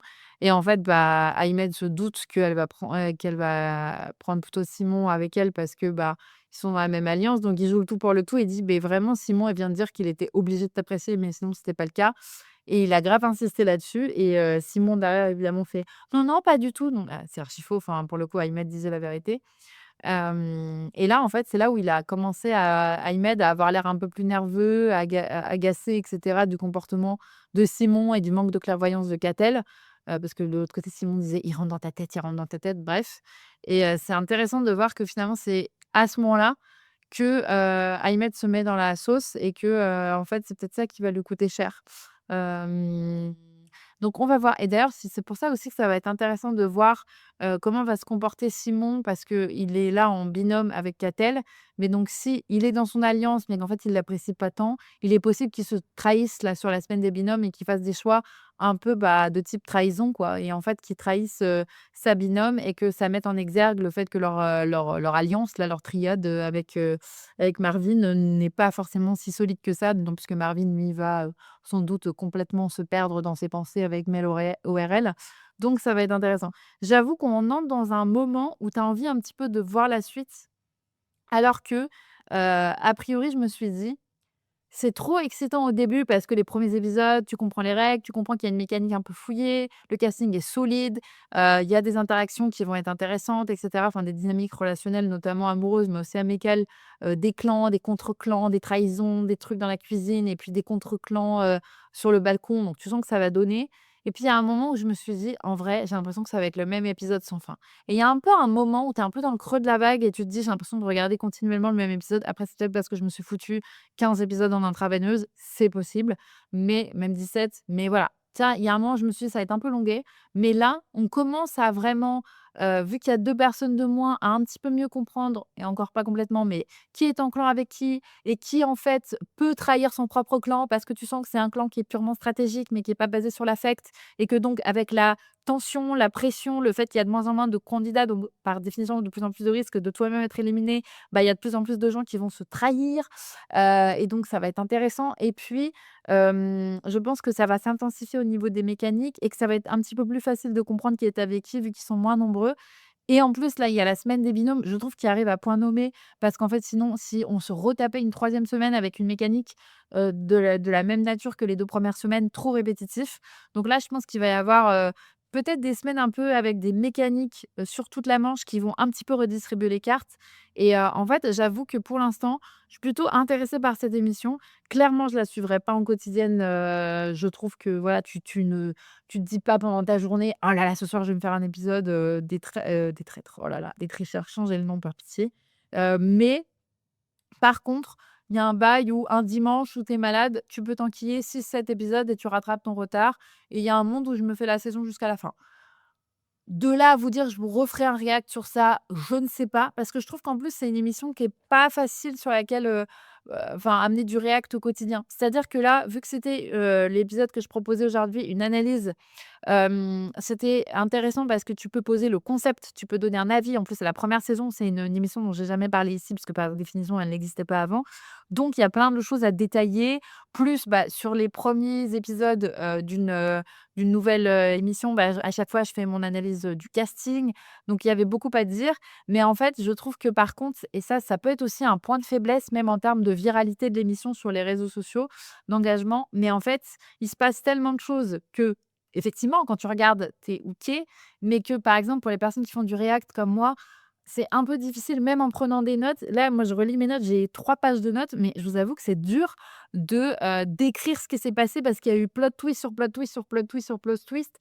Les personnes qui sont dans le bandit manchot, donc en danger, sur chaque manche, ça change 3 fois minimum. Donc c'est très dur de rester accroché et c'est vrai que, ben, ça s je trouve que c'est une émission qui se prête moins au React, même si je la consommerai sans doute, mais c'est vrai que si, avec Chit Chat, j'ai d'autres émissions que je veux commenter, là, on sera sur un arc, principalement koh mais je vous ai dit avec des quêtes secondaires où effectivement, je pourrais peut-être continuer quelques hors-séries, même une fois qu'on aura commencé koh. Pourquoi pas continuer l'île de la tentation parce que c'est la zinzinerie absolue, j'ai regardé l'épisode d'après et même on m'a dit que l'épisode là, en avant-première, on était fait les fous du bus. Forcément, là, il y a de quoi gueuler, au micro, donc il y a de quoi faire. Mais je trouve que c'est plus dur, sur Tricheur, de revenir là-dessus donc je ne sais pas. Mais après vous me direz si en tout cas l'épisode vous a convaincu de regarder le programme ou pas, ou si vous l'aviez déjà regardé et du coup vous avez consommé cet épisode en ayant votre propre, opinion. Vous me direz ce que vous en pensez. Très preneuse. En tout cas, je trouve que franchement, si vous savez pas trop quoi regarder en ce moment, c'est plutôt un bon programme. Je trouve que c'est solide, je trouve que c'est une belle proposition. Je pense que sur la saison 2, s'il y en a eu, ils resimplifieront beaucoup de choses, mais le casting est solide et on peut reconnaître que c'est un petit peu plus fouillé et travaillé que certaines émissions de télé-réalité où le concept est un peu basique, et en fait, du coup, tu es quand même happé, même si tu viens pas en quotidienne. Par contre, tu peux binger, plusieurs épisodes et c'est quand même un signe que c'est un bon programme et que c'est intéressant à regarder et je trouve que c'est chouette, voilà, que ça soit principalement sur plutôt le côté énigme et qu'ils ne fassent pas tout semblant de faire les débiles et que au contraire, ils soient plus tous dans un mood de dire: «Bah, on a envie de jouer le jeu, on a envie de gagner, on a envie d'aller dans la salle des décisions, on n'a pas envie de répondre à côté». Oui, il y a deux trois séquences où il y en a qui se foirent un peu sur les énigmes, mais c'est un peu rigolo. Mais majoritairement, ils sont premier degré dans le jeu et moi, j'aime bien aussi et j'aime bien qu'on soit pas en mode: «Ah, les gens de télé-réalité, ils arrivent pas à faire un jeu» et du coup, on leur fout que des émissions de dating où ils se font, soirée échangiste parce qu'en fait, vraiment, la télé-réalité française, c'est échangisme géant vu que au bout d'un moment, c'est toujours les mêmes profils, quoi. Donc là, j'avoue que j'aime bien la propale et je trouve quand même que ça vaut le coup de regarder et moi, je pense que je vais continuer. Je sais pas si je vais aller au bout de la saison, c'est le genre d'émission où je décroche toujours au bout d'un moment, mais pourquoi pas. En tout cas, voilà, dites-moi, ce que vous en avez pensé en commentaire de cet épisode sur Apple, sur Spotify. Alors Spotify, vous pouvez commenter sur l'épisode. YouTube, évidemment sur l'épisode aussi. Apple, vous pouvez commenter, le podcast dans sa globalité en mettant 5 étoiles évidemment, tout comme sur Spotify et sur Deezer. Un petit pouce sur YouTube, ça aide énormément. Merci de m'avoir écouté jusqu'ici. On se retrouve la semaine prochaine pour débriefer Marié au premier regard, le premier épisode. Et en plus, j'arrive avec énormément de clichés et énormément, je dirais, ouais, j'ai l'impression que ça va pas me plaire. Enfin, je sais pas comment dire. Ça va me plaire, mais ça va me plaire parce que je vais gueuler dans Chit Chat. Parce que voilà, je vais être méga contente. Et parce que j'ai aussi l'impression que le montage est horriblement long et que ça va me tendre. Donc voilà, mais en tout cas, je vous ferai un react, comme d'habitude, une petite analyse là-dessus. Dans 2 semaines, on démarre koh et puis, si vous avez loupé le hors-série, si tu as loupé le hors-série de la semaine dernière, c'était sur, l'île de la tentation, où je faisais pour la première fois une analyse de cette émission. Donc pareil, je suis un peu revenue sur le concept avec mon regard féministe. Voilà, voilà, je vous laisse imaginer et surtout écouter, plus en détail cette analyse. Merci en tout cas, on se retrouve lundi prochain pour un nouvel épisode de Chit Chat spécial Chit Chat au premier regard. Bonne semaine, salut, salut!